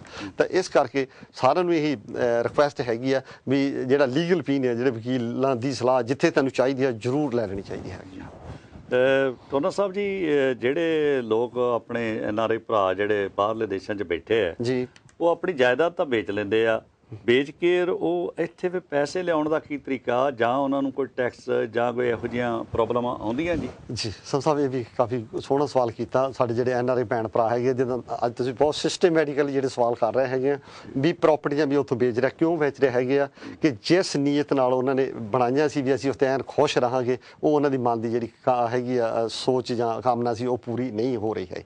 ਇਹ ਤੋਂ ਅੱਗੇ ਕੀ ਹੈਗਾ, ਜਦੋਂ ਪ੍ਰਾਪਰਟੀ ਵੇਚਦੇ ਹੈਗੇ ਆ ਉਹਦੇ ਵਿੱਚ ਕੀ ਹੈਗਾ, ਜਿਹੜੀ ਤਾਂ ਐਗਰੀਕਲਚਰ ਲੈਂਡ ਹੈਗੀ ਆ ਉਹਦੇ ਉੱਤੇ ਜਿਹੜੀ ਛੋਟ ਆ, ਪਰ ਸਾਨੂੰ ਰਿਜ਼ਰਵ ਬੈਂਕ ਆਫ ਇੰਡੀਆ ਤੋਂ ਪਰਮਿਸ਼ਨ ਲੈਣੀ ਪੈਂਦੀ ਹੈਗੀ ਆ ਪੈਸਾ ਇੱਥੇ ਲਾਉਣ ਲਈ, ਉੱਥੇ ਟੈਕਸ ਨਹੀਂ। ਔਰ ਉਹਦੇ ਵਿੱਚ ਜਿਹੜੀ ਅਰਬਨ ਪ੍ਰਾਪਰਟੀ ਆ, ਸ਼ਹਿਰੀ ਪ੍ਰਾਪਰਟੀ ਆ, ਉਹਦੇ ਵਿੱਚ ਜਿਸ ਤਰ੍ਹਾਂ ਦਿੱਲੀ ਦਾ 25 ਕਿਲੋਮੀਟਰ ਦਾ ਏਰੀਆ ਰੱਖਿਆ ਜਾਂ ਜਲੰਧਰ ਦਾ 8 ਕਿਲੋਮੀਟਰ ਦਾ ਏਰੀਆ ਰੱਖਿਆ ਹੈਗਾ, ਜਿਹੜੀ ਇਹ ਇੱਕ ਹੱਦ ਮਿੱਥ ਦਿੱਤੀ ਜਿਹੜੀ ਉਹਦੇ ਵਿੱਚ ਪ੍ਰਾਪਰਟੀ ਆਉਂਦੀ ਹੈਗੀ ਆ, ਜੇ ਉੱਥੇ ਅਸੀਂ ਵੇਚਦੇ ਹੈਗੇ ਆ ਉਹ ਪੈਸਾ ਇੱਥੇ ਲਿਆਉਂਦੇ ਆ ਉਹਦੇ ਤੇ ਟੈਕਸ ਲੱਗ ਸਕਦਾ ਹੈਗਾ। ਪਰ ਇਹਦੇ ਵਿੱਚ ਵੀ ਮੈਂ ਹੁਣ ਕਾਫੀ ਉੱਥੇ ਜਿਹੜੇ ਸਾਡੇ ਚਾਰਟਰਡ ਅਕਾਊਂਟੈਂਟ ਹੈਗੀ ਸੀਏ ਸਾਹਿਬ ਆ ਜਾਂ ਇਨਕਮ ਟੈਕਸ ਦੇ ਵਕੀਲ ਵੀ ਹੈਗੇ ਆ, ਉਹਨਾਂ ਨੂੰ ਇਸ ਵਿਸ਼ੇ 'ਤੇ ਕਾਫੀ ਮਿਲ ਕੇ ਉਹਨਾਂ ਨਾਲ ਮੀਟਿੰਗਾਂ ਕਰਕੇ ਦੇਖ ਕੇ ਆਇਆ ਹੈਗਾ ਔਰ ਉਹਨਾਂ ਨੇ ਬਹੁਤ ਸਾਰੇ ਲੂਪਹੋਲ ਦੱਸੇ ਹੈਗੇ ਆ। ਜੇ ਕਿਸੇ ਭੈਣ ਭਰਾ ਨੂੰ ਇੱਦਾਂ ਦੀ ਕੋਈ ਪ੍ਰੋਬਲਮ ਆਉਂਦੀ ਹੈਗੀ ਆ ਤਾਂ ਜਿਹੜੇ ਉੱਥੇ ਐਕਸਪਰਟ ਹੈਗੇ ਆ, ਇਨਕਮ ਟੈਕਸ ਦੇ ਵਕੀਲ ਹੈਗੇ ਆ ਜਾਂ ਸੀਏ ਆ, ਚਾਰਟਰਡ ਅਕਾਊਂਟੈਂਟ ਜਿਹੜੇ ਇਸ ਵਿਸ਼ੇ 'ਤੇ ਪ੍ਰੈਕਟਿਸ ਕਰਦੇ ਹੈਗੇ ਆ, ਉਹਨਾਂ ਦੀ ਸਲਾਹ ਲੈਣ। ਔਰ ਉਹ ਜੇ ਕਾਫੀ ਉਹਨਾਂ ਨੇ ਲੂਪਹੋਲ ਰੱਖਿਆ ਜਿੱਥੇ ਉਹਨਾਂ ਨੂੰ ਇਹ ਜਿਹੜੀ ਟੈਕਸ ਦੀ ਹੱਦ ਆ ਉਹ ਬਹੁਤ ਘਟਾ ਲੈਂਦੇ ਹੈਗੇ ਆ, ਉਹਦੇ ਵਿੱਚ ਕਾਫੀ ਇਹੋ ਜਿਹਾ ਲੂਪਹੋਲ ਹੈਗੇ ਆ ਜਿਨ੍ਹਾਂ ਦੇ ਵਿੱਚ ਤੁਸੀਂ ਉਹਨਾਂ ਨੂੰ ਵਰਤ ਕੇ ਜਿਹੜਾ ਟੈਕਸ ਆ ਉਹ ਬਚਾਇਆ ਜਾ ਸਕਦਾ ਹੈਗਾ ਤੇ ਘੱਟ ਤੋਂ ਘੱਟ ਜਿਹੜਾ ਟੈਕਸ ਦੇ ਕੇ ਤੁਸੀਂ ਪੈਸੇ ਇੱਥੇ ਲਿਆ ਸਕਦੇ ਆ। ਔਰ ਜੋ ਗਾਈਡਲਾਈਨਾਂ ਹੈਗੀਆਂ ਉਹਨਾਂ ਨੂੰ ਸਾਰਾ ਨੌਲੇਜ ਹੈਗਾ, ਉਹ ਕਾਫੀ ਹੈਲਪਫੁਲ ਸਾਡੇ ਭੈਣ ਭਰਾਵਾਂ ਦੇ ਹੋ ਸਕਦੇ ਹੈਗੇ ਆ। ਔਰ ਜੇ ਕਿਸੇ ਭੈਣ ਭਰਾ ਨੂੰ ਇੱਦਾਂ ਦੀ ਕੋਈ ਪ੍ਰੋਬਲਮ ਆਉਂਦੀ ਹੈਗੀ ਆ, ਜਿਹੜੀ ਸਾਡੀ ਬਾਰ ਜਲੰਧਰ ਦੀ ਹੈਗੀ ਆ ਇਨਕਮ ਟੈਕਸ ਬਾਰ, ਮੈਂ ਉਹਨਾਂ ਦੀ ਡਾਇਰੈਕਟਰੀ ਵੀ ਲੈ ਕੇ ਆਇਆ ਹੈਗਾ ਔਰ ਉਹ ਮੇਰੇ ਕੋਲ ਉਹਨਾਂ ਦੇ ਸਾਰਿਆਂ ਦੇ ਨੰਬਰ ਲੈ ਸਕਦੇ ਆ। ਜਿਹੜਾ ਕੋਈ ਉਹਨਾਂ ਨੂੰ ਚੰਗਾ ਲੱਗਦਾ ਹੈਗਾ ਉਹਦੇ ਨਾਲ ਕੰਸਲਟੈਂਟ ਕਰ ਸਕਦੇ ਆ ਔਰ ਇੱਥੋਂ ਫੋਨ 'ਤੇ ਵੀ ਰਾਬਤਾ ਕਰ ਸਕਦੇ ਹੈਗੇ ਆ ਜੀ। ਅਸੀਂ ਇੱਕ ਵਾਰੀ ਫੇਰ ਦੁਬਾਰਾ ਸਾਰੇ ਸਰੋਤਿਆਂ ਨੂੰ ਇਹ ਦੱਸਣਾ ਚਾਹੁੰਦੇ ਹਾਂ ਕਿਉਂਕਿ ਟਾਈਮ ਜਿਹੜਾ ਸੀ ਸਾਡਾ 5 ਤੋਂ 6 ਤੋਂ 7 ਦਾ ਸੀ, ਇਸ ਕਰਕੇ ਸਾਨੂੰ ਇਸ ਹਫ਼ਤੇ ਜ਼ਰੂਰੀ ਕੋਈ ਅਗਲੇ ਪ੍ਰੋਗਰਾਮ ਜਿਹੜੇ ਪਹਿਲਾਂ ਨਿਯਤ ਹੋ ਚੁੱਕੇ ਹਨ ਉਹਨਾਂ ਕਰਕੇ ਸਾਨੂੰ 4 ਤੋਂ 5 ਲਾਉਣਾ ਪੈ ਰਿਹਾ ਹੈ। ਜਿਹੜੇ ਸਰੋਤੇ ਕੋਈ ਸਵਾਲ ਪੁੱਛਣਾ ਚਾਹੁੰਦੇ ਹਨ ਉਹ ਤੁਸੀਂ ਟੈਲੀਫੋਨ ਨੋਟ ਕਰਕੇ ਤੁਸੀਂ ਮੈਂ ਦੱਸ ਵੀ ਦਿੰਦਾ ਹਾਂ 0121 380 1050 ਤੇ ਤੁਸੀਂ ਆਪਣਾ ਸਵਾਲ ਵਕੀਲ ਸਾਹਿਬ ਤੋਂ ਪੁੱਛ ਸਕਦੇ ਹਾਂ। ਸੋ ਨਾਲ ਦੀ ਨਾਲ ਹੀ ਅਸੀਂ ਅਗਲੇ ਸਵਾਲਾਂ ਦੇ ਨਾਲ ਵੀ ਜਾਰੀ ਰਵਾਂਗੇ। ਤੁਸੀਂ ਕਿਸੇ ਨੇ ਵੀ ਕਿਸੇ ਚੀਜ਼ ਦਾ ਸਲਾਹ ਮਸ਼ਵਰਾ ਜਿਹੜੇ ਸਵਾਲ ਚੱਲ ਚੁੱਕੇ ਹਨ ਉਹਨਾਂ ਬਾਰੇ ਪੁੱਛਣਾ ਹੈ ਤਾਂ ਜਾਂ ਕੋਈ ਨਵਾਂ ਸਵਾਲ ਹੈ ਕਰ ਸਕਦੇ ਹਨ। ਹਾਂਜੀ ਟੋਨਾ ਜੀ, ਜਿਹੜੀ ਸਾਰੀ ਜਿਹੜੀ ਸ਼ਹਿਰੀ ਜਾਇਦਾਦ ਆ ਜੀ ਤੇ ਪਿੰਡ ਦੀ ਜਾਇਦਾਦ ਦੇ ਜੇ ਓਵਰਆਲ ਆਪਾਂ ਇਹਦੀ ਕੈਲਕੂਲੇਸ਼ਨ ਕਰੀਏ ਤੇ ਜ਼ਿਆਦਾ ਝਗੜੇ ਜਿਹੜੇ ਸ਼ਹਿਰੀ ਜਾਇਦਾਦ ਦੇ ਹੁੰਦੇ ਹੈ, ਪੰਜਾਬ ਜਿਹੜੇ ਪਿੰਡ ਦੀਆਂ ਝਗੜੇ ਉਹ ਘੱਟ ਲੱਗਦੇ ਜੀ ਤੇ ਇਹਦਾ ਕੁਝ ਕਾਰਨ ਆਪਣੇ ਸਰੋਤਿਆਂ ਤੇ ਸਾਂਝਾ ਕਰੋ। ਦੇਖੋ ਸੰਤ ਸਾਹਿਬ, ਇਹਦਾ ਜਿਹੜਾ ਵੱਡਾ ਕਾਰਨ ਹੈਗਾ ਜਿਹੜੀ ਸ਼ਹਿਰੀ ਪ੍ਰਾਪਰਟੀ ਆ ਜਾਂ ਅਰਬਨ ਪ੍ਰਾਪਰਟੀ ਆਪਾਂ ਕਹਿੰਦੇ ਹੈਗੇ ਆ ਉਹ ਕਮਰਸ਼ੀਅਲ ਪ੍ਰਾਪਰਟੀ 'ਚ ਆ ਜਾਂਦੀ ਆ। ਠੀਕ ਹੈ, ਉਹ ਇੱਕ ਜਿੱਦਾਂ ਇੱਕ ਬਿਲਡਿੰਗ ਦੇ ਵਿੱਚ ਕਿੰਨੀਆਂ ਸ਼ਾਪਾਂ ਹੋ ਜਾਂਦੀਆਂ ਹੈਗੀਆਂ, ਕੰਜੈਸਟਡ ਹੋ ਗਈ ਆ ਬਹੁਤ। ਇੱਕ ਪ੍ਰਾਪਰਟੀ 'ਚ 10 ਪ੍ਰਾਪਰਟੀਆਂ 10 ਸ਼ਾਪਾਂ, ਉਹ 10 ਸ਼ਾਪਾਂ 'ਚ 20 ਗਾਂ ਦੀ ਗਾਂ ਡਿਸਪਿਊਟ ਇਸ ਤਰ੍ਹਾਂ ਛੋਟੇ ਵੱਧਦੇ ਜਾਂਦੇ ਆ। ਜਿੱਥੋਂ ਤੇ ਪਿੰਡਾਂ ਦੀ ਗੱਲ ਕਰਦੇ ਆ ਜਿਆਦਾ ਆਪਣੇ ਐਗਰੀਕਲਚਰ ਲੈਂਡ ਹੈਗੀ ਆ ਔਰ ਪਿੰਡਾਂ ਦੇ ਵਿੱਚ ਜਿਹੜਾ ਬਿਜ਼ਨਸ ਘੱਟ ਹੈਗਾ ਔਰ ਪਿੰਡਾਂ ਦੇ ਵਿੱਚ ਇੱਕ ਜਿਹੜੀ ਸੋਚ ਆ ਉਹ ਇੱਕ ਵਧੀਆ ਸੋਚ ਹੈ, ਇੱਕ ਚੰਗੀ ਸੋਚ ਆ। ਜੇ ਕਿਤੇ ਕੋਈ ਮਸਲਾ ਹੁੰਦਾ ਵੀ ਆ ਪੰਚਾਇਤ ਜੀ ਲੈਵਲ ਤੇ ਜਾਂ ਭਾਈਚਾਰੇ ਦੇ ਲੈਵਲ ਤੇ ਉਹਨੂੰ ਸੌਰਟ ਆਊਟ ਕਰ ਲਿਆ ਜਾਂਦਾ ਹੈਗਾ। ਜੇ ਆਪਾਂ ਇਹੀ ਗੱਲ ਸ਼ਹਿਰ ਵਿੱਚ ਕਰੀਏ, ਜੇ ਉੱਥੇ ਕਿਸੇ ਨੂੰ ਕੋਈ ਪ੍ਰੋਬਲਮ ਆਉਂਦੀ ਆ ਉਹ ਸਿੱਧਾ ਪਹਿਲਾਂ ਵਕੀਲ ਤੋਂ ਜਾਂਦਾ, ਜੀ ਮੈਨੂੰ ਦੱਸੋ ਆਪਾਂ ਇੱਦਾਂ ਕਰਨਾ ਉਹ ਕਰਨਾ। ਵਕੀਲ ਕੋਈ ਨਾ ਕੋਈ ਕੁੰਡੀ ਲੱਭ ਕੇ ਉਹਦਾ ਕੇਸ ਪਾ ਲੈਂਦਾ ਹੈਗਾ, ਕੇਸ ਸ਼ੁਰੂ ਹੋ ਜਾਂਦੇ, ਉਹ ਗਾਂ ਚੱਲੀ ਜਾਂਦੇ ਹੈਗੇ ਆ। ਜਿਹੜਾ ਜ਼ਿਆਦਾ ਗੱਲ ਹੈਗੀ ਆ ਜਿਹੜੀ ਸ਼ਹਿਰੀ ਪ੍ਰਾਪਰਟੀ ਦੀ ਤਾਂ ਵਾ ਕਿਉਂਕਿ ਕਮਰਸ਼ੀਅਲ ਪ੍ਰਾਪਰਟੀ ਆ, ਵੈਲਿਊ ਬਹੁਤ ਜ਼ਿਆਦਾ ਹੈਗੀ ਆ, ਪ੍ਰਾਈਸਾਂ ਬਹੁਤ ਜ਼ਿਆਦੀਆਂ ਵਧੀ ਜਾ ਰਹੀਆਂ ਹੈਗੀਆਂ। ਜਿਹਦੇ ਕੋਲ ਪ੍ਰਾਪਰਟੀ ਹੈਗੀ ਆ ਉਹ ਛੱਡਣ ਨੂੰ ਤਿਆਰ ਨਹੀਂ ਹੈਗਾ ਔਰ ਜਿਹਦੀ ਪ੍ਰਾਪਰਟੀ ਆ ਉਹਨੂੰ ਛਡਾਉਣ ਲਈ ਆਪਣਾ ਪੂਰਾ ਜ਼ੋਰ ਲਾ ਰਿਹਾ ਹੈਗਾ। ਇਸ ਕਰਕੇ ਇਹਦੀ ਵੈਲਿਊ ਜ਼ਿਆਦਾ ਹੋਣ ਦਾ ਕਰਕੇ ਜਾਂ ਕਮਰਸ਼ੀਅਲ ਪ੍ਰਾਪਰਟੀ ਹੋਣ ਦਾ ਕਰਕੇ ਇੱਥੇ ਜਿਹੜੇ ਡਿਸਪਿਊਟ ਹੈਗੇ ਆ ਸ਼ਹਿਰੀ ਪ੍ਰਾਪਰਟੀ ਦੇ ਜਿਹੜੇ ਅਰਬਨ ਪ੍ਰਾਪਰਟੀ ਤੇ ਪੇਂਡੂ ਪ੍ਰਾਪਰਟੀ ਦੇ ਨਾਲੋਂ ਬਹੁਤ ਜ਼ਿਆਦਾ ਹੈਗਾ। ਇਹੀ ਇੱਕ ਕਾਰਨ ਸੀਗਾ ਵੀ ਜਦੋਂ NRI ਸਭਾ ਬਣੀ ਜਾਂ NRIਆਂ ਦੇ ਬਾਰੇ ਵਿਚਾਰ ਕੀਤਾ ਗੌਰਮੈਂਟ ਨੇ, ਉਹ ਜਿਹੜੀ ਅਮੈਂਡਮੈਂਟ ਕੀਤੀ ਹੈਗੀ ਦੀ ਪੰਜਾਬ ਅਰਬਨ ਰੈਂਟ ਰੈਸਟ੍ਰਿਕਸ਼ਨ ਦੇ ਐਕਟ ਦੇ ਵਿੱਚ ਜਿਹੜੀ ਸੈਕਸ਼ਨ 13B ਲਾਈ ਗਈ ਆ ਉਹ ਸਿਰਫ ਅਰਬਨ ਪ੍ਰਾਪਰਟੀ ਨੂੰ ਲਾਈ ਗਈ ਆ ਕਿਉਂਕਿ ਅਰਬਨ ਪ੍ਰਾਪਰਟੀ ਤੇ ਹੀ ਡਿਸਪਿਊਟ ਜ਼ਿਆਦਾ ਸੀਗੇ। ਕੋਈ ਵੀ ਜਿਹੜੀਆਂ ਸ਼ਾਪਾਂ ਹੋ ਗਈਆਂ ਜਾਂ ਕੋਈ ਕਮਰਸ਼ੀਅਲ ਬਿਲਡਿੰਗ ਹੋ ਗਈਆਂ ਜਾਂ ਕੋਈ ਹੋਰ ਕੋਠੀਆਂ ਵਗੈਰਾ ਹੋ ਗਈਆਂ ਸ਼ਹਿਰਾਂ ਦੇ ਵਿੱਚ, ਇਹ ਤਾਂ ਹੀ ਜਿਹੜਾ NRI ਨੂੰ ਰਾਈਟ ਦਿੱਤਾ ਗਿਆ ਸੀ ਕਿਉਂਕਿ ਜਿਹੜੇ ਜ਼ਿਆਦਾ ਡਿਸਪਿਊਟਡ ਸੀਗੇ ਉਹ ਜੇ ਆਪਾਂ ਪਿੰਡਾਂ ਨਾਲ ਕਰੀਏ ਕੰਪੇਅਰ ਕਰੀਏ ਤੇ ਸ਼ਹਿਰੀ ਪ੍ਰਾਪਰਟੀ ਤੇ ਜ਼ਿਆਦਾ ਸੀਗੇ ਇਹਦੇ ਨਾਲ। ਤੇ ਇਸੇ ਕਰਕੇ ਜਿਹੜਾ ਇਹ 13B ਇਹਨਾਂ ਨੇ ਕੀਤਾ। ਇਹਦੇ ਨਾਲ ਦੀ ਨਾਲ ਮੈਂ ਇੱਕ ਤੁਹਾਨੂੰ ਹੋਰ ਵੀ ਦੱਸ ਜਾਂ ਵੀ ਜਿਹੜੀ ਇਹ 13B ਦੀ ਨੋਟੀਫਿਕੇਸ਼ਨ ਸੀ ਇਹ ਚੰਡੀਗੜ੍ਹ ਦੇ ਵਿੱਚ ਵੀ ਹੋ ਗਈ ਆ, ਪਹਿਲਾਂ ਚੰਡੀਗੜ੍ਹ ਦੇ ਵਿੱਚ ਨਹੀਂ ਸੀ। ਹੁਣ ਜੇ ਕਿਸੇ ਭੈਣ ਭਰਾ ਦੀ ਕੋਈ ਵੀ ਪ੍ਰਾਪਰਟੀ ਜਿਹੜੀ ਆ ਉਹ ਚੰਡੀਗੜ੍ਹ ਦੇ ਵਿੱਚ ਕਿਸੇ NRI ਭੈਣ ਭਰਾ ਦੀ ਹੈਗੀ ਆ ਤੇ ਉਹ ਕੋਈ ਵੀ ਇੱਕ ਪ੍ਰਾਪਰਟੀ ਜਿਹੜੀ ਆ ਉਹ ਸੈਕਸ਼ਨ 13B ਥੱਲੇ ਅਪਲਾਈ ਕਰਕੇ ਜੇ ਉਹਨੂੰ ਪਰਸਨਲ ਉਹਦੀ ਲੋੜ ਹੈਗੀ ਆ ਉਹਨੂੰ ਵੀ ਖਾਲੀ ਕਰਾ ਸਕਦਾ ਕਿਉਂਕਿ ਇਹ ਨੋਟੀਫਿਕੇਸ਼ਨ ਚੰਡੀਗੜ੍ਹ ਦੇ ਵਿੱਚ ਪਿੱਛੇ ਹੋ ਗਈ ਹੈਗੀ ਆ ਔਰ ਉਹ ਜਿਹੜੀਆਂ ਕੋਰਟਾਂ ਹੈਗੀਆਂ ਉਹ ਵਿੱਚ ਕਾਫੀ ਕੇਸ ਇਹਦੇ ਸੰਬੰਧ 'ਚ ਆਏ ਹਨ। ਟੋਨਾ ਜੀ ਆਪਣੇ ਕੋਲ ਕੋਲਰ ਵੇਟ ਕਰ ਰਹੇ ਆ, ਸੋ ਆਪਾਂ ਕੋਲਰ ਦੇ ਵਿਊ ਲਈਏ ਪਹਿਲਾਂ ਜੀ। ਹਾਂਜੀ, ਵਾਹਿਗੁਰੂ ਜੀ ਕਾ ਖਾਲਸਾ ਵਾਹਿਗੁਰੂ ਜੀ ਕੀ ਫਤਿਹ। ਹਾਂਜੀ ਭਾਈ ਸਾਹਿਬ ਜੀ, ਕੋਲ ਲੱਗ ਗਈ ਤੁਹਾਡੀ ਜੀ। ਵਾਹਿਗੁਰੂ ਜੀ ਕਾ ਖਾਲਸਾ ਵਾਹਿਗੁਰੂ ਜੀ ਕੀ ਫਤਿਹ। ਵਾਹਿਗੁਰੂ ਖਾਲਸਾ ਵਾਹਿਗੁਰੂ ਫਤਿਹ ਜੀ। ਹਾਂਜੀ ਭਾਈ ਸਾਹਿਬ ਜੀ, ਕੌਣ ਜੀ ਬੋਲ ਰਿਹਾ ਜੀ, ਕਿੱਥੋਂ ਬੋਲ ਰਿਹਾ ਜੀ? ਕਰ ਰਹੇ ਹਾਂ। ਹਾਂਜੀ, ਵਾਹਿਗੁਰੂ ਜੀ ਕਾ ਖਾਲਸਾ ਵਾਹਿਗੁਰੂ ਜੀ ਕੀ ਫਤਿਹ। ਹਾਂਜੀ ਭਾਈ ਸਾਹਿਬ ਕਰੋ ਗੱਲ, ਕੌਣ ਬੋਲ ਰਿਹਾ ਜੀ, ਕਿੱਥੋਂ ਬੋਲ ਰਿਹਾ? ਮੈਂ ਨਰਿੰਦਰ ਸਿੰਘ ਬੋਲ ਰਿਹਾ ਜੀ ਬਿਆਨਾ ਤੋਂ। ਜੀ ਨਰਿੰਦਰ ਸਿੰਘ ਜੀ, ਸਵਾਗਤ ਤੁਹਾਡਾ। ਹਾਂਜੀ ਤੇ ਭਾਈ ਸਾਹਿਬ ਮੈਨੂੰ ਜਾਣਦੇ ਆ ਬਿਆਨਾ ਸਾਡੇ ਇੱਥੇ ਆਏ ਸੀ ਜਦ ਗੁਰਦੁਆਰੇ ਦੀ ਓਪਨਿੰਗ ਸੈਰੇਮਨੀ ਹੋਈ ਸੀ ਜੀ ਜੀ ਜੀ ਮੈਂ ਵਕੀਲ ਸਾਹਿਬ ਦਾ ਵੀ ਪ੍ਰੋਗਰਾਮ ਦੇਖ ਰਿਹਾ ਸੀ ਤੇ ਮੈਂ 1 ਮਹੀਨਾ ਪਹਿਲੇ ਇੱਕ ਕੁਐਸਚਨ ਕੀਤਾ ਸੀ ਉਸ ਟਾਈਮ ਉਹ ਲਾਈਨ ਲੱਗੀ ਨਹੀਂ ਜੀ ਤੇ ਮੈਂ ਸਿਰਫ ਇਹਨਾਂ ਕੋਲ ਇੱਕ ਕੁਐਸਚਨ ਪੁੱਛਣਾ ਜਾਂ ਥੋੜਾ ਜਿਹਾ ਹਟ ਕੇ ਹੈਗਾ ਅੱਜ ਐਕਚੁਅਲੀ ਜ਼ਮੀਨ ਦੇ ਬਾਰੇ ਗੱਲ ਕਰ ਰਹੇ ਆ ਲੇਕਿਨ ਮੇਰਾ ਕੁਐਸਚਨ ਐਕਚੁਅਲੀ ਦੂਸਰਾ ਹੈਗਾ ਕੋਈ ਨਹੀਂ ਜਿਹੜਾ ਮਰਜ਼ੀ ਤੁਸੀਂ ਪੁੱਛ ਸਕਦੇ ਸਾਨੂੰ ਇੱਥੇ ਯੂਰਪ ਦੇ ਵਿੱਚ ਇੱਕ ਬੜੀ ਪ੍ਰੋਬਲਮ ਆ ਰਹੀ ਹੈ ਅੱਜ ਕੱਲ ਕਿ ਜਿਸ ਤਰ੍ਹਾਂ ਕੋਈ ਮਤਲਬ ਕਿ ਮੈਰਿਜ ਦੀ ਗੱਲ ਹੁੰਦੀ ਹੈ ਇੱਥੇ ਕਿ ਬਈ ਕੋਈ ਮੁੰਡਾ ਜਾਂ ਕੁੜੀ ਇੰਡੀਆ ਤੋਂ ਆ ਕੇ ਇੱਥੇ ਵਿਆਹ ਕਰਨਾ ਚਾਹੁੰਦੇ ਆ ਜੀ ਤੇ ਇੱਥੇ ਇੱਕ ਔਰ ਯੂਰਪ ਦੇ ਵਿੱਚ ਇੱਕ ਸਰਟੀਫਿਕੇਟ ਮੰਗਦੇ ਆ ਮੈਰਿਜੇਬਿਲਿਟੀ ਸਰਟੀਫਿਕੇਟ ਜਿਹੜਾ ਲਿਖਿਆ ਹੋਣਾ ਚਾਹੀਦਾ ਕਿ ਬਈ ਇਹ ਜਿਹੜਾ ਮੁੰਡਾ ਜਾਂ ਕੁੜੀ ਹੈ ਇਹ ਮਤਲਬ ਕਿ ਹਾਲੇ ਤੱਕ ਕੁਆਰਾ ਹੈਗਾ ਵਿਆਹਿਆ ਹੋਇਆ ਨਹੀਂ ਹੈ ਜੀ ਤੇ ਉਹ ਅਸੀਂ ਹੁਣ ਇੰਡੀਆ ਜਾਂਦੇ ਹਾਂ ਤੇ ਇੰਡੀਆ ਮਤਲਬ ਕਿ ਜਿਹੜੀ ਵੀ ਅਸੀਂ ਮਤਲਬ ਕਿ ਦਿੱਲੀ ਵੀ ਗੱਲ ਕੀਤੀ ਆ ਹਰਿਆਣਾ ਵੀ ਗੱਲ ਕੀਤੀ ਆ ਪੰਜਾਬ ਵੀ ਗੱਲ ਕੀਤੀ ਆ ਉਹ ਜਿੱਥੇ ਜਾਂਦੇ ਆ ਉਹ ਕਹਿੰਦੇ ਜੀ ਸਾਡੇ ਕੋਲ ਏਦਾਂ ਦਾ ਕੋਈ ਸਰਟੀਫਿਕੇਟ ਹੈ ਹੀ ਨਹੀਂ ਜੀ ਤੇ ਇੱਥੇ ਮਤਲਬ ਕਿ ਆਪਣਾ ਜਦ ਅਸੀਂ ਕੋਰਟ ਦੇ ਵਿੱਚ ਜਾਂਦੇ ਹਾਂ ਬਿਆਨਾਂ ਦੇ ਵਿੱਚ ਤੇ ਉਹ ਸਾਨੂੰ ਇੱਕ ਸਰਟੀਫਿਕੇਟ ਜਿਹਾ ਦੱਸ ਦਿੰਦੇ ਆ ਦੇਖੋ ਜੀ ਸਾਡੇ ਕੋਲ ਇਹ ਸਰਟੀਫਿਕੇਟ ਆਇਆ ਹੋਇਆ ਹੈ ਜੀ ਤੇ ਸਾਨੂੰ ਹੁਣ ਬੜੀ ਪਰੇਸ਼ਾਨੀ ਹੁੰਦੀ ਹੈ ਉਹ ਮਤਲਬ ਕਿ ਕੋਈ ਸਾਨੂੰ ਸਹੀ ਇਨਫੋਰਮੇਸ਼ਨ ਨਹੀਂ ਦਿੰਦਾ ਹਰਿਆਣੇ ਵਾਲਿਆਂ ਨੇ ਮਤਲਬ ਕਿ ਇੱਕ ਇੰਟਰਨੈਟ ਤੇ ਇੱਕ ਵੈਬਸਾਈਟ ਤੇ ਲਿਖਿਆ ਕਿ ਭਾਈ ਸਾਡੇ ਕੋਲ ਏਦਾਂ ਦਾ ਸਰਟੀਫਿਕੇਟ ਦੀ ਕੋਈ ਪੋਸੀਬਿਲਿਟੀ ਨਹੀਂ ਹੈਗੀ ਜੀ ਫਾਰਮ ਮਿਨਿਸਟਰੀ ਕਹਿੰਦੇ ਜੀ ਸਾਨੂੰ ਵੀ ਨਹੀਂ ਪਤਾ ਇਸ ਬਾਰੇ ਪੰਜਾਬ ਜਾਓ ਤੇ ਪੰਜਾਬ ਕਿਸੇ ਡਿਸਟ੍ਰਿਕਟ ਕਹਿੰਦੇ ਹੈ ਲੇਕਿਨ ਉਹਦੇ ਇੰਨੇ ਪੈਸੇ ਲੱਗਣਗੇ ਉਹ 22,000 25,000 ਰੁਪਇਆ ਮੰਗਦੇ ਆ ਜੀ ਨਰਿੰਦਰ ਸਿੰਘ ਜੀ ਹੋਰ ਵੀ ਤੁਹਾਡੇ ਕੋਲ ਕੋਈ ਸਵਾਲ ਹੈ ਨਾ ਕੋਈ ਨਾ ਤੇ ਮੈਂ ਉਹਨਾਂ ਕੋਲ ਇਸ ਬਾਰੇ ਜਰਾ ਪੁੱਛਣਾ ਚਾਹੁੰਦਾ ਸੀ ਕਿ ਮਤਲਬ ਕਿ ਇਸ ਬਾਰੇ ਕੋਈ ਇਨਫੋਰਮੇਸ਼ਨ ਦੇ ਸਕਦੇ ਦੇਖੋ ਤੁਸੀਂ ਹੁਣ ਭਾਵੇਂ ਆਫ ਦਾ ਲਾਈਨ ਚੱਲ ਜਾਓ ਕਰਕੇ ਇਹ ਜਵਾਬ ਤੁਹਾਡਾ ਦੇਣਗੇ ਸਾਡੇ ਕੋਲ ਅਗਲੇ ਕਾਲਰ ਵੀ ਰੈਡੀ ਆ ਹੋਰ ਸੇ ਸਵਾਲ ਤੇ ਨਾਲ ਕਰ ਸਕਦੇ ਹਾਂ ਦੇਖੋ ਭਾਈ ਸਾਹਿਬ ਭਾਈ ਉਹਨਾਂ ਨੇ ਬਿਲਕੁਲ ਸਹੀ ਗੱਲ ਕਹੀ ਹੈਗੀ ਆ ਵੀ ਕਾਫੀ ਪੈਸਾ ਇਹ ਤੇ ਲੱਗਦਾ ਹੈਗਾ ਪਰ ਜਿੱਦਾਂ ਇਹਨਾਂ ਨੇ ਕਿਹਾ ਹੈਗਾ ਮੈਨੂੰ ਪੰਜਾਬ ਗਵਰਨਮੈਂਟ ਦਾ ਪਤਾ ਹੈਗਾ ਪੰਜਾਬ ਦੇ ਵਿੱਚ ਜਿਹੜਾ ਮੈਰਿਜ ਸਰਟੀਫਿਕੇਟ ਆ ਕਰੀਬ ਅੱਜ ਤੋਂ ਜੇ ਆਪਾਂ ਗੱਲ ਕਰੀਏ 10-12 ਸਾਲ ਪਹਿਲਾਂ ਦਾ ਸ਼ੁਰੂ ਹੋ ਚੁੱਕਾ ਹੈਗਾ ਯੂਰਪ ਸਾਰੇ ਦੇ ਵਿੱਚ ਉਹ ਹੈਗਾ ਔਰ ਜਿਹੜਾ ਆਪਣਾ ਡਿਪਟੀ ਕਮਿਸ਼ਨਰ ਆ ਅਸੀਂ ਉਹਨੂੰ ਅਪਲਾਈ ਕਰਦੇ ਹੈਗੇ ਐਪਲੀਕੇਸ਼ਨ ਦੇਈਦੀ ਆ ਉਹ 'ਚ ਬਕਾਇਦਾ ਫਾਰਮ ਭਰੇ ਆ ਜਿਹੜੇ ਅਸੀਂ ਭਰ ਕੇ ਦਿੰਦੇ ਹੈਗੇ ਆ ਉਹ ਮਾਰਕ ਕਰਕੇ SDM ਸਾਹਿਬ ਨੂੰ ਭੇਜ ਦਿੰਦਾ ਔਰ ਜਿਹੜੇ SDM ਸਾਹਿਬ ਆ ਉਹ ਥੱਲੇ ਤਹਿਸੀਲਦਾਰ ਨੂੰ ਭੇਜ ਦਿੰਦੇ ਹੈਗੇ ਆ ਉੱਥੇ ਜਾ ਕੇ ਬਿਆਨ ਲਿਖੇ ਜਾਂਦੇ ਆ ਸਰਪੰਚ ਦੇ ਔਰ ਪੰਚ ਦੇ ਔਰ ਜਿਹੜਾ ਬੱਚਾ ਬੱਚੀ ਹੁੰਦਾ ਉਹਦੇ ਮਮ ਡੈਡ ਦੇ ਵੀ ਇਹ ਅਸੀਂ ਇਹਨੂੰ ਜਾਣਦੇ ਆ ਇਹ ਅਨਮੈਰਿਡ ਆ ਇਹਨਾਂ ਨੇ ਸ਼ਾਦੀ ਨਹੀਂ ਕਰਾਈ ਗਈ ਉਹ ਫਿਰ ਥੱਲੇ ਤਹਿਸੀਲਦਾਰ ਰਿਪੋਰਟ ਕਰਦਾ ਹੈਗਾ ਉਸ ਤੋਂ ਬਾਅਦ SDM ਰਿਪੋਰਟ ਕਰਦਾ ਹੈਗਾ ਉਹਦੇ ਸੰਬੰਧ ਨਾਲ DC ਸਾਹਿਬ ਜਿਹੜੇ ਉਹਨੂੰ ਰਿਪੋਰਟ ਕਰ ਦਿੰਦੇ ਆ ਉਹ ਤੋਂ ਬਾਅਦ ਜਿਹੜੀ ਉਹ ਰਿਪੋਰਟ ਹੁੰਦੀ ਆ ਉਹਦੇ ਤੇ ਫਿਰ ਜਿਹੜਾ ਓਵਰਸੀ ਦਾ ਅਫਸਰ ਆਪਣਾ ਆਫਿਸ ਹੈਗਾ ਚੰਡੀਗੜ੍ਹ ਉੱਥੋਂ ਵੀ ਸਟੈਂਪ ਲੱਗਦੀ ਹੈਗੀ ਆ ਉਹ ਤੋਂ ਬਾਅਦ ਸੈਂਟਰ ਗਵਰਨਮੈਂਟ ਦਾ ਜਿਹੜਾ ਦਫ਼ਤਰ ਹੈਗਾ ਉਹ ਪਟਿਆਲਾ ਹਾਊਸ ਦੇ ਵਿੱਚ ਹੈਗਾ ਔਰ ਉੱਥੋਂ ਵੀ ਸਟੈਂਪ ਲਾ ਕੇ ਫਿਰ ਉਹ ਜਿਹੜਾ ਅੰਬੈਸੀ ਜਿਹੜੀਆਂ ਹੈਗੀਆਂ ਯੂਰਪ ਦੀਆਂ ਉਹਨੂੰ ਮੰਨਦੀਆਂ ਹੈਗੀਆਂ ਐਡਮਿਸਿਬਲ ਹੈਗਾ ਹਾਂਜੀ ਤੇ ਇਹਦਾ ਪ੍ਰੋਸੀਜਰ ਹੈਗਾ ਜੀ ਨਰਿੰਦਰਜੀਤ ਸਿੰਘ ਉਹਨਾਂ ਨੂੰ ਪਤਾ ਲੱਗਿਆ ਜੇ ਵੀ ਉਹਨਾਂ ਭਾਈ ਸਾਹਿਬ ਦੀ ਸੰਧੀ ਨਹੀਂ ਹੋਈ ਤਾਂ ਉਹ ਮੇਰੇ ਮੋਬਾਈਲ ਫੋਨ ਨੰਬਰ ਤੇ ਜਦੋਂ ਮਰਜ਼ੀ ਕਰ ਸਕਦੇ ਆ ਮੈਂ ਆਪਣੇ ਕੋਲ ਅਗਲੇ ਕਾਲਰ ਮੇਰੇ ਖਿਆਲ ਚ ਰੈਡੀ ਸੀ ਤੇ ਦੇਖੀਏ ਉਹ ਹੈਗੇਗਾ ਹਾਂਜੀ ਵਾਹਿਗੁਰੂ ਜੀ ਕਾ ਖਾਲਸਾ ਵਾਹਿਗੁਰੂ ਜੀ ਵਾਹਿਗੁਰੂ ਜੀ ਕਾ ਖਾਲਸਾ ਵਾਹਿਗੁਰੂ ਜੀ ਕੀ ਫਤਿਹ ਹਾਂਜੀ ਕੌਣ ਜੀ ਬੋਲ ਰਿਹਾ ਕਿੱਥੋਂ ਬੋਲ ਰਿਹਾ ਜੀ ਮੈਂ ਡਾਕਟਰ ਰਸ਼ਪਾਲ ਸਿੰਘ ਰੰਧਾਵਾ ਬੋਲ ਰਿਹਾ ਸਾਊਥ ਵੇਲਸ ਤੋਂ ਜੀ ਡਾਕਟਰ ਸਾਹਿਬ ਸਵਾਗਤ ਤੁਹਾਡਾ ਜੀ ਅੱਛਾ ਗੱਲ ਇਹ ਆ ਤੁਸੀਂ ਬਹੁਤ ਵੀਰ ਸਿਆਣੇ ਬੈਠੇ ਹੋ ਮੇਰੇ ਨੂੰ ਤਾਂ ਬਹੁਤ ਅੱਗੇ ਹੋ ਪਹਿਲੀ ਤੇ ਗੱਲ ਇਹ ਆ ਵੀ ਹਿੰਦੁਸਤਾਨ 'ਚ ਡੈਮੋਕ੍ਰੇਸੀ ਦੀ ਜਿਹੜੀ ਸੋ ਕਾਲਡ ਹੈ ਉਹਦੀ ਲੋੜ ਕੀ ਆ ਇੱਕ ਪ੍ਰੈਜ਼ੀਡੈਂਟ ਰੂਲ ਚਾਹੀਦਾ ਜਿੰਨੇ ਡਿਪਾਰਟਮੈਂਟਸ ਨੇ ਉਹ ਐਗਜ਼ਿਸਟ ਕਰਦੇ ਨੇ ਆਪਣੇ ਉਹਨਾਂ ਦੇ ਸਟ੍ਰਿਕਟ ਰੂਲ ਚਾਹੀਦੇ ਆ ਤੇ ਬਾਕੀ ਇਹ ਗੱਲ ਹੈ ਵੀ ਤੁਸੀਂ ਫਾਈਨਾਂਸ ਦੇ ਤੌਰ ਤੇ ਅੰਦਾਜ਼ਾ ਲਾਓ ਵੀ ਇਹ ਪੋਲੀਟੀਸ਼ੀਅਨਸ ਦਾ ਸਾਰਾ ਕਿੰਨਾ ਖਰਚ ਹੈ ਜੇ ਇਹ ਆਪਣੇ ਦੇਸ਼ ਨੂੰ ਸਮਝ ਲਓ ਵੀ ਇਹਨਾਂ ਨੂੰ ਸੁਧਾਰਨ ਤੇ ਖਰਚ ਹੋਵੇ ਤੇ ਕਿੱਡੀ ਸੋਹਣੀ ਗੱਲ ਹੋਵੇ ਤੇ ਬਾਕੀ ਸੰਧੂ ਸਾਹਿਬ ਮੈਨੂੰ ਕਹੋ ਬਰਮਿੰਘਮ ਤੋਂ ਕੋਈ ਰਿਸਰਚ ਕਰਦਾ ਜਾਤਾਂ ਪਾਤਾਂ ਤੇ ਉਹ ਆਂਦਾ ਵੀ ਜਿਹੜੇ ਸੰਧੂ ਸਾਹਿਬ ਨੇ ਉਹ ਤੇ ਫਸਾਣਾ ਤੋਂ ਆਏ ਆ ਮੈਂ ਰੰਧਾਵਾ ਮੇਰੇ ਉਹ ਕੁੜਮ ਨੇ ਸੰਧੂ ਸਾਹਿਬ ਉਹ ਆਂਦੇ ਤੁਸੀਂ ਪਤਾ ਨਹੀਂ ਕਿੱਥੋਂ ਆ ਗਏ ਅੱਛਾ ਬਾਕੀ ਇਹ ਵਕੀਲ ਸਾਹਿਬ ਮੈਂ ਨਾ ਬਿਲਕੁਲ ਸੱਚੀ ਗੱਲ ਸਮਝਿਆ ਸਭ ਕੁਝ ਹੈ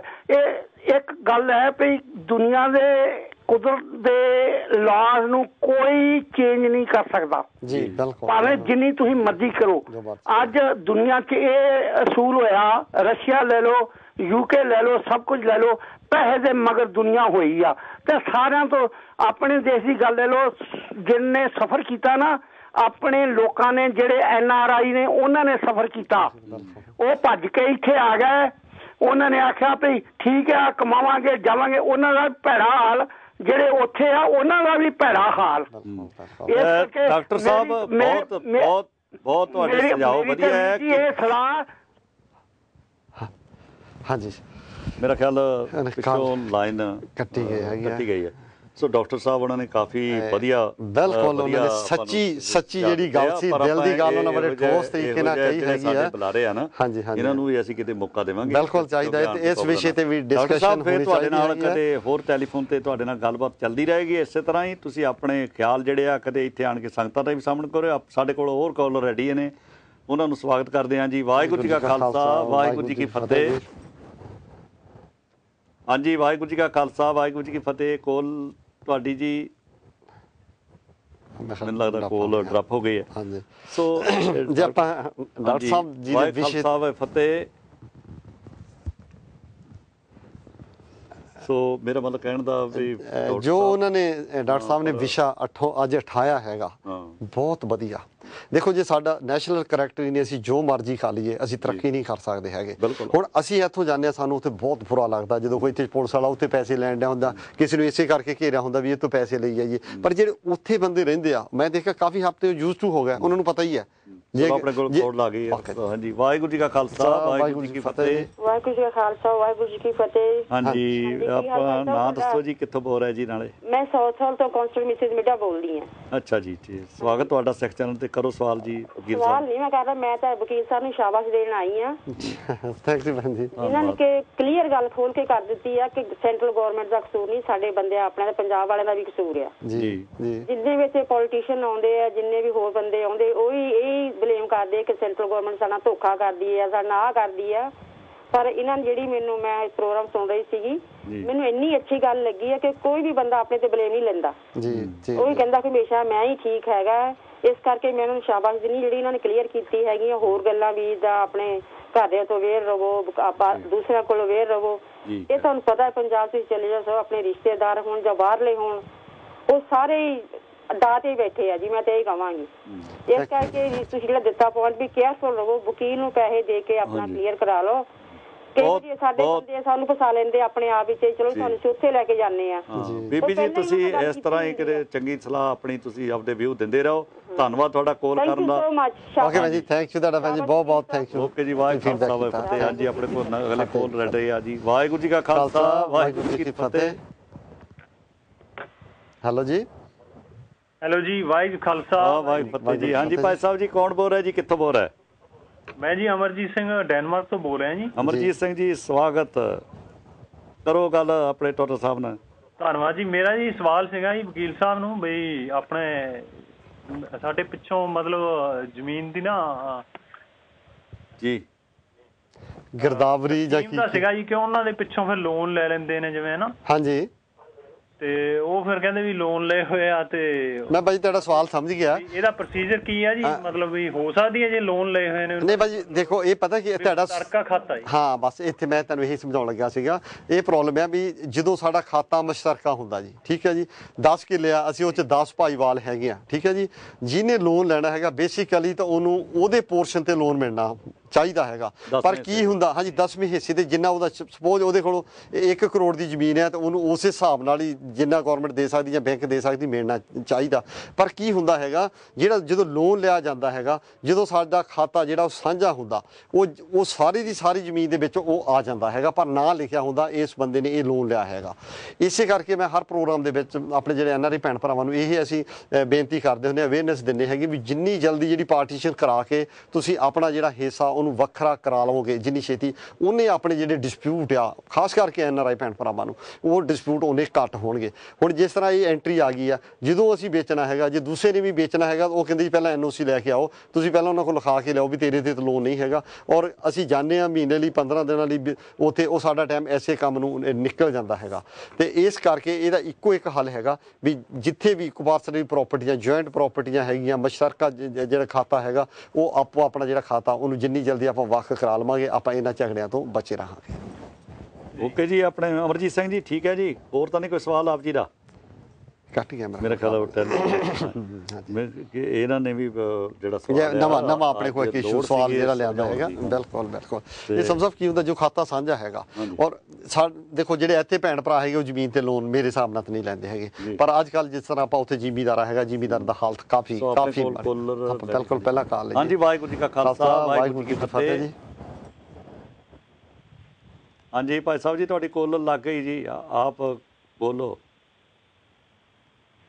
ਮੈਨੂੰ ਲੱਗਦਾ ਕੋਲ ਕੋਈ ਪ੍ਰੋਬਲਮ ਡਰਪ ਹੋ ਜਾਂਦੀ ਹਾਂਜੀ ਕੋਲ। ਹਾਂਜੀ ਹਾਂਜੀ ਹਾਂਜੀ ਸੋ ਇਹ ਜਿਹੜਾ ਟੋਨਾ ਸਾਹਿਬ, ਕਿਉਂਕਿ ਇਹ ਜੇ ਫਰਜ਼ ਕੀਤਾ 5 4 ਜਾਂ 10 ਬੰਦੇ ਇਹ ਸਾਰੇ ਸਾਂਝੇ ਹੈਗੇ ਹਾਂਜੀ ਆ ਮਸ਼ਤਰਕਾ ਹਾਂਜੀ ਤੇ ਮੁਸ਼ਤਰਕੇ ਖਾਤੇ ਵਿੱਚ, ਤੇ ਜੇ ਇੱਕ ਬੰਦੇ ਨੇ ਲੋਨ ਲਿਆ ਤੇ ਸਿੰਪਲ ਜੀ ਗੱਲ ਹੈ, ਉਹਨੇ ਆਪਣੇ ਹੀ ਫਰਦ ਲਿਜਾ ਕੇ ਆਪਣਾ ਲਈ ਲੋਨ ਲੈ ਲਿਆ, ਉਹਦੇ ਨਾਲ 9 ਬੰਦਿਆਂ ਦਾ ਕੀ ਕਸੂਰ ਹੈ? ਹਾਂਜੀ ਦੇਖੋ ਪ੍ਰਾਪਰਟੀ ਜੁਆਇੰਟ ਆ, ਪ੍ਰਾਪਰਟੀ ਜੋਨ ਸਾਂਝਾ ਵਾ ਹੈਗਾ, ਹਾਂਜੀ ਉਹਨਾਂ ਨੇ ਸਾਰੇ ਵਿੱਚ ਐਸ ਬੰਨੇ ਕਰਕੇ ਲਿਖ ਦੇਣਾ ਹੈਗਾ। ਠੀਕ ਹੈ। ਹਾਲਾਂਕਿ ਚਾਹੀਦਾ ਇਹ ਹੈਗਾ ਹਾਂ। ਵੀ ਆਹ ਜਿਹੜਾ ਹੈਗਾ ਇਹ ਪਰਸਨ ਆ, ਇਹਦਾ ਇੰਨਾ ਹਿੱਸਾ ਹੈਗਾ, ਇਹਦੀ ਇੰਨੀ ਜ਼ਮੀਨ ਇਹਦੇ ਵਿੱਚ ਬਣਦੀ ਹੈਗੀ ਆ, ਇਹਦੇ ਅਗੇਂਸਟ ਇਹਨੂੰ ਇੰਨਾ ਲੋਨ ਦਿੱਤਾ ਜਾਂਦਾ, ਠੀਕ ਹੈ ਜੀ। ਪਰ ਉਹ ਆਪਣਾ ਆਪਣੇ ਕੋਲ ਕੰਮ ਸਿੱਧਾ ਰੱਖਣ ਦੀ ਬਜਾਏ ਇੱਕ ਬੰਨੇ ਲਿਖ ਦਿੰਦੇ ਇਹਨਾਂ ਲੋਨ। ਠੀਕ ਹੈ। ਹਾਂਜੀ, ਵਾਹਿਗੁਰੂ ਜੀ ਕਾ ਖਾਲਸਾ, ਵਾਹਿਗੁਰੂ ਜੀ ਕੀ ਫਤਿਹ। ਹਾਂਜੀ ਭਾਜੀ, ਸਤਿ ਸ਼੍ਰੀ ਅਕਾਲ ਜੀ। ਸਤਿ ਸ਼੍ਰੀ ਅਕਾਲ ਜੀ। ਕੌਣ ਜੀ ਬੋਲ ਰਿਹਾ, ਕਿੱਥੋਂ ਬੋਲ ਰਿਹਾ? ਮੈਂ ਹੰਸਲੂ ਤੋਂ ਬੋਲਦਾ, ਦਵਿੰਦਰ ਕੁਮਾਰ ਮੇਰਾ ਨਾਮ ਆ। ਮੇਰਾ ਸਰ ਤੁਹਾਡੇ ਪ੍ਰੋਗਰਾਮ ਤੋਂ ਥੋੜਾ ਜਿਹਾ ਹਟਵਾ ਕੁਐਸਚਨ ਇੱਕ ਛੋਟਾ ਜਿਹਾ ਹੈਗਾ ਜੀ। ਜਰੂਰ ਭਾਜੀ ਪੁੱਛੋ, ਜਿਹੜਾ ਹਾਂਜੀ ਮਰਜ਼ੀ ਸਰ ਜੀ, ਮੇਰਾ ਕੁਐਸਚਨ ਇਹ ਆ ਕਿ ਮੇਰੀ ਨਾ ਮਿਸੀ ਜਿਹੜੀ ਹੈਗੀ ਉਹ ਜਲੰਧਰ ਦੀ ਬੌਰਨ ਸੀਗੀ ਜੀ, ਤੇ ਉਹ ਫਿਰ ਉੱਥੇ ਸਾਡਾ ਵਿਆਹ ਹੋ ਗਿਆ, ਤੇ ਉਹ ਮਤਲਬ ਕਿ ਪਹਿਲਾਂ ਉਹਦਾ ਨਾਂ ਜਿਹੜਾ ਸੀਗਾ ਉਹਦੇ ਸਰਨੇਮ ਨਾਲ ਸੀਗਾ, ਤੇ ਮੈਰਿਜ ਤੋਂ ਬਾਅਦ ਮੇਰੇ ਸਰਨੇਮ ਨਾਲ ਹੋ ਗਿਆ, ਤੇ ਸਾਨੂੰ ਹੁਣ ਅਸੀਂ ਉੱਥੋਂ ਐਸਡੀਐਮ ਦੇ ਕੋਲੋਂ ਲਿਖਾਉਣਾ ਕਿ ਇਹਦਾ ਜਿਹੜਾ ਜਨਮ ਹੈਗਾ ਉੱਥੋਂ ਵੀ ਜਲੰਧਰ ਹੋਇਆ ਸੀਗਾ, ਤੇ ਸਾਨੂੰ ਕਿੱਦਾਂ ਲਿਖਾਉਣਾ ਚਾਹੀਦਾ ਜੀ? ਇਹ ਐਪਲੀਕੇਸ਼ਨ ਤੁਸੀਂ ਜਿਹੜਾ ਨਾ ਐਸਡੀਐਮ ਹੈਗਾ ਉਹਦੇ ਹੀ ਆਫਿਸ ਵਿੱਚ ਦੇ ਸਕਦੇ ਹੈਗੇ ਆ ਜੀ।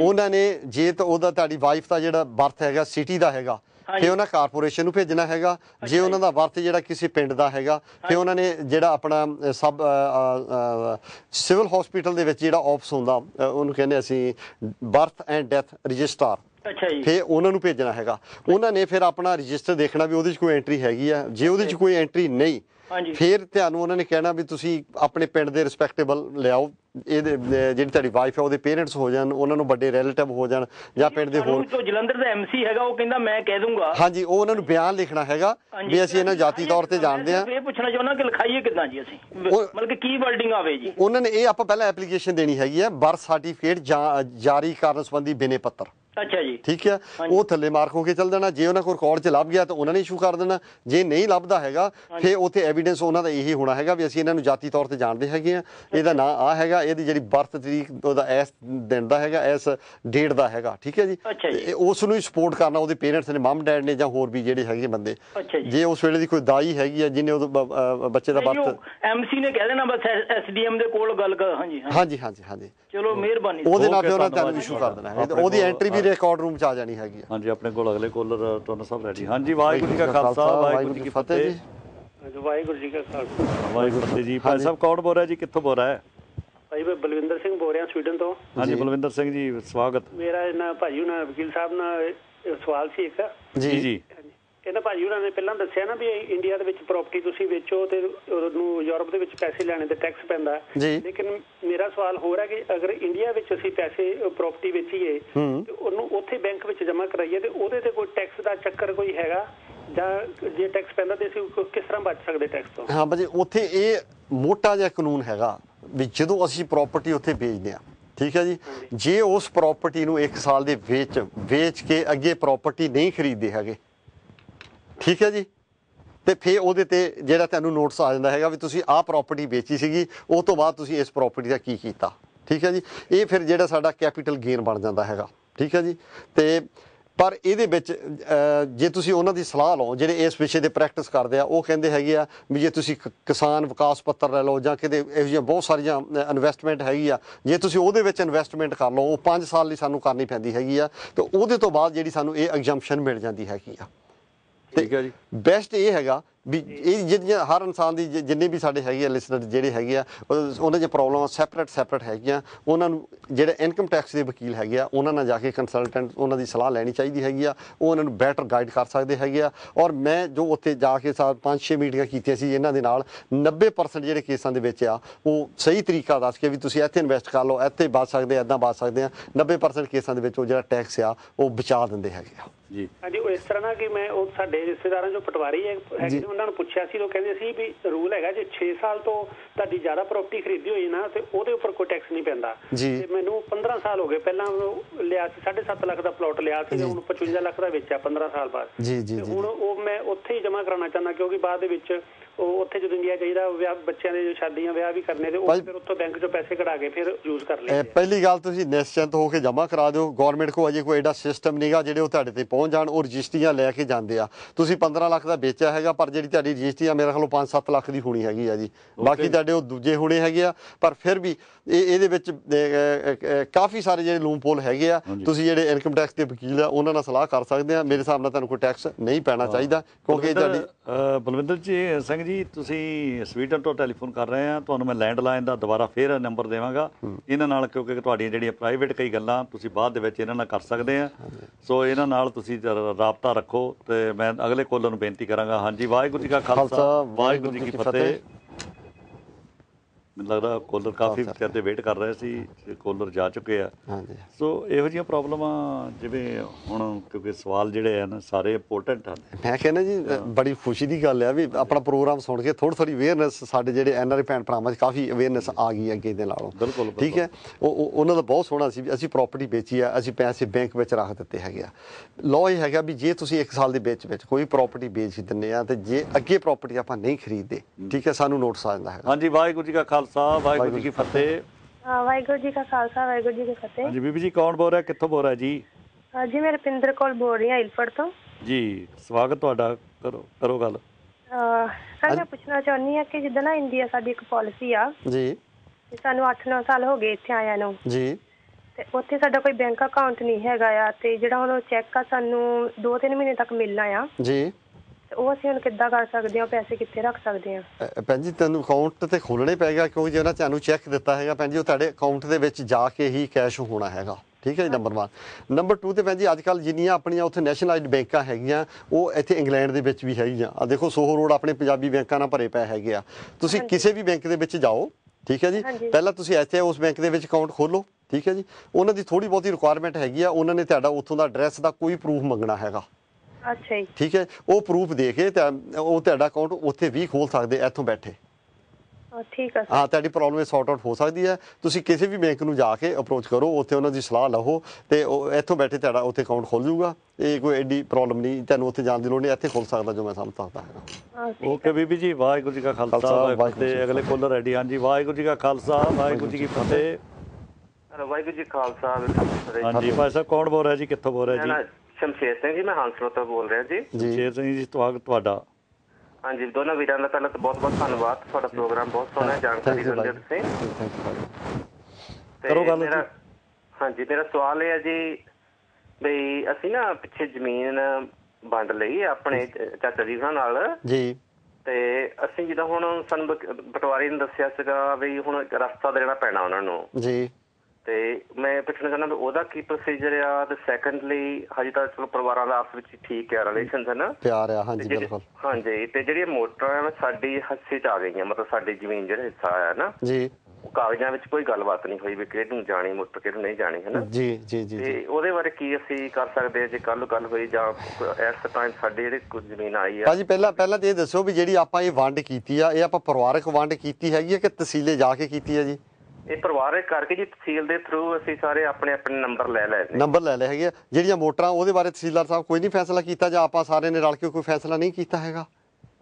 ਉਹਦੇ ਬਾਰੇ ਜੀ ਅਸੀਂ ਹਜੇ ਜ਼ਮੀਨ ਇਕੱਠੀ ਅਸੀਂ ਦੇ ਰਹੇ ਹਾਂ ਜੀ ਜੀ, ਠੇਕੇ ਠੁਕੇ ਤੇ ਤਾਂ ਉਹ ਇਕੱਠਾ ਹੀ ਚੱਲੀ ਜਾ ਰਿਹਾ। ਨਹੀਂ ਭਾਜੀ, ਤੁਹਾਨੂੰ ਉਹਦਾ ਵੀ ਨਾਲ ਹੀ ਸੌਰਟ ਆਊਟ ਕਰ ਲੈਣਾ ਚਾਹੀਦਾ। ਦੇਖੋ ਕਬਜ਼ਾ ਜਦੋਂ ਆਪਾਂ ਤਕਸੀਮ ਕਰਦੇ 2 ਤਰੀਕੇ ਹੁੰਦੇ ਜੀ, ਇੱਕ ਕਬਜ਼ਾ ਤੋੜ ਕੇ ਇੱਕ ਕਬਜ਼ਾ ਬਾਹਰ ਰੱਖ ਕੇ। ਤੁਹਾਡੇ ਕੇਸ ਵਿੱਚ ਜਿੱਦਾਂ ਤੁਹਾਡਾ ਪੋਜੈਸ਼ਨ ਸੀਗਾ ਸਾਰਿਆਂ ਨੇ ਆਪਾਂ ਰਜਾਮੰਦੀ ਦੇ ਨਾਲ ਕਰ ਲਿਆ ਹੈਗਾ, ਔਰ ਉਹਦੇ ਵਿੱਚੇ ਤੁਸੀਂ ਜਿਹੜੇ ਕਨੈਕਸ਼ਨ ਸੀਗੇ ਉਹਦਾ ਵੀ ਕਰ ਸਕਦੇ ਸੀਗੇ, ਅੱਜ ਵੀ ਤੁਸੀਂ ਕਰ ਸਕਦੇ ਹੈਗੇ ਆ। ਉਹਦੇ 'ਚ ਤੁਸੀਂ ਲਿਖ ਕੇ, ਠੀਕ ਹੈ ਜੀ। ਇਹ ਜਿਹੜੀਆਂ ਮੋਟਰਾਂ ਕਿਹਦੇ ਨਾਂ ਤੇ ਭਾਜੀ? ਇਹ ਮੋਟਰਾਂ ਮੇਰੇ ਚਾਚਾ ਜੀ ਦੇ ਨਾਂ ਚੱਲਦੀਆਂ। ਕਾਨੂੰਨੀ ਤੌਰ ਤੇ ਜਿਹੜੇ ਆ ਉਹ ਹੱਕਦਾਰ ਆ। ਅੱਛਾ, ਹਾਂ, ਤੇ ਤੁਸੀਂ ਉਹਨਾਂ ਨੂੰ ਕਹਿ ਕੇ ਜਿਹੜੇ ਕਨੈਕਸ਼ਨ ਹੈਗੇ ਆ ਆਪਣੇ ਨਾਂ ਤੇ ਲੈ ਸਕਦੇ ਹੈਗੇ ਆ, ਪਿਆਰ ਦੇ ਨਾਲ। ਠੀਕ ਹੈ ਜੀ, ਹਾਂਜੀ, ਆਪਣੇ ਹਿੱਸੇ 'ਚ ਪਵਾ ਸਕਦੇ ਹੈਗੇ ਆ, ਔਰ ਇਹ ਤੁਹਾਨੂੰ ਕਰ ਲੈਣਾ ਚਾਹੀਦਾ ਹੈਗਾ ਕਿਉਂਕਿ ਸਾਡਾ ਬਾਕੀ ਸਾਰਾ ਜਿਹੜਾ ਹੈਗਾ ਵੰਡ ਹੋ ਗਈ ਹੈਗੀ ਆ, ਉਹਦੇ ਨਾਲ ਹੀ ਜੋ ਕਨੈਕਸ਼ਨ ਤੁਹਾਡੇ ਹਿੱਸੇ ਆ ਜਾਵੇ ਉਹ ਚੰਗੀ ਗੱਲ ਹੈਗੀ ਆ। ਨਹੀਂ ਤਾਂ ਉਹਨਾਂ ਦੇ ਨਾਂ ਤੇ ਰਹਿ ਜਾਊਗਾ, ਕੱਲ੍ਹ ਨੂੰ ਹਾਲਾਤ ਬਦਲਦੇ ਰਹਿੰਦੇ ਹੈਗੇ ਆ ਤੇ ਪ੍ਰੋਬਲਮ ਪੈ ਸਕਦੀ ਹੈਗੀ। ਇਸ ਕਰਕੇ ਤੁਹਾਨੂੰ ਜਿਹੜੇ ਕਨੈਕਸ਼ਨ ਵੀ ਆ ਉਹ ਵੀ ਚਾਚਾ ਜੀ ਨੂੰ ਰਿਕੁਐਸਟ ਕਰਕੇ ਉਹ ਵੀ ਆਪਣੇ ਨਾਂ ਤੇ ਕਰਾ ਲੈਣਾ ਚਾਹੀਦਾ ਹੈਗਾ। ਓਕੇ ਜੀ। ਹਾਂਜੀ, ਮੇਰਾ ਖਿਆਲ ਸ਼ਮਸ਼ੇਰ ਸਿੰਘ ਹੋਣੀ ਜਾ ਚੁੱਕੇ ਲਾਈਨ ਤੋਂ ਜੀ। ਸੋ ਆਪਣੇ ਟੋਨਾ ਜੀ ਕਾਫੀ ਜਿਹੜੇ ਅਹਿਮੀਅਤ ਰੱਖਦੇ ਸਵਾਲ ਆ ਉਹ ਕਾਫੀ ਆ ਰਿਹਾ ਆ, ਸੋ ਆਪਣੇ ਕੋਲ ਅਗਲੇ ਕੋਲਰ ਵੀ ਰੈਡੀ ਹਨ ਜੀ। ਵਾਹਿਗੁਰੂ ਜੀ ਕਾ ਖਾਲਸਾ ਵਾਹਿਗੁਰੂ ਜੀ ਕੀ ਫਤਿਹ। ਵਾਹਿਗੁਰੂ ਜੀ ਕਾ ਖਾਲਸਾ ਵਾਹਿਗੁਰੂ ਜੀ ਕੀ ਫਤਿਹ ਜੀ। ਹਾਂਜੀ ਭਾਈ ਸਾਹਿਬ ਜੀ, ਕੌਣ ਬੋਲ ਰਿਹਾ ਜੀ? ਆਪ ਜੀ ਕਿੱਥੋਂ ਬੋਲ ਰਹੇ? ਮੈਂ ਸੁਰਿੰਦਰ ਸਿੰਘ ਇਟਲੀ ਤੋਂ ਬੋਲਦਾ ਜੀ। ਸੁਰਿੰਦਰ ਸਿੰਘ ਜੀ, ਬਹੁਤ ਬਹੁਤ ਸਵਾਗਤ ਤੁਹਾਡਾ।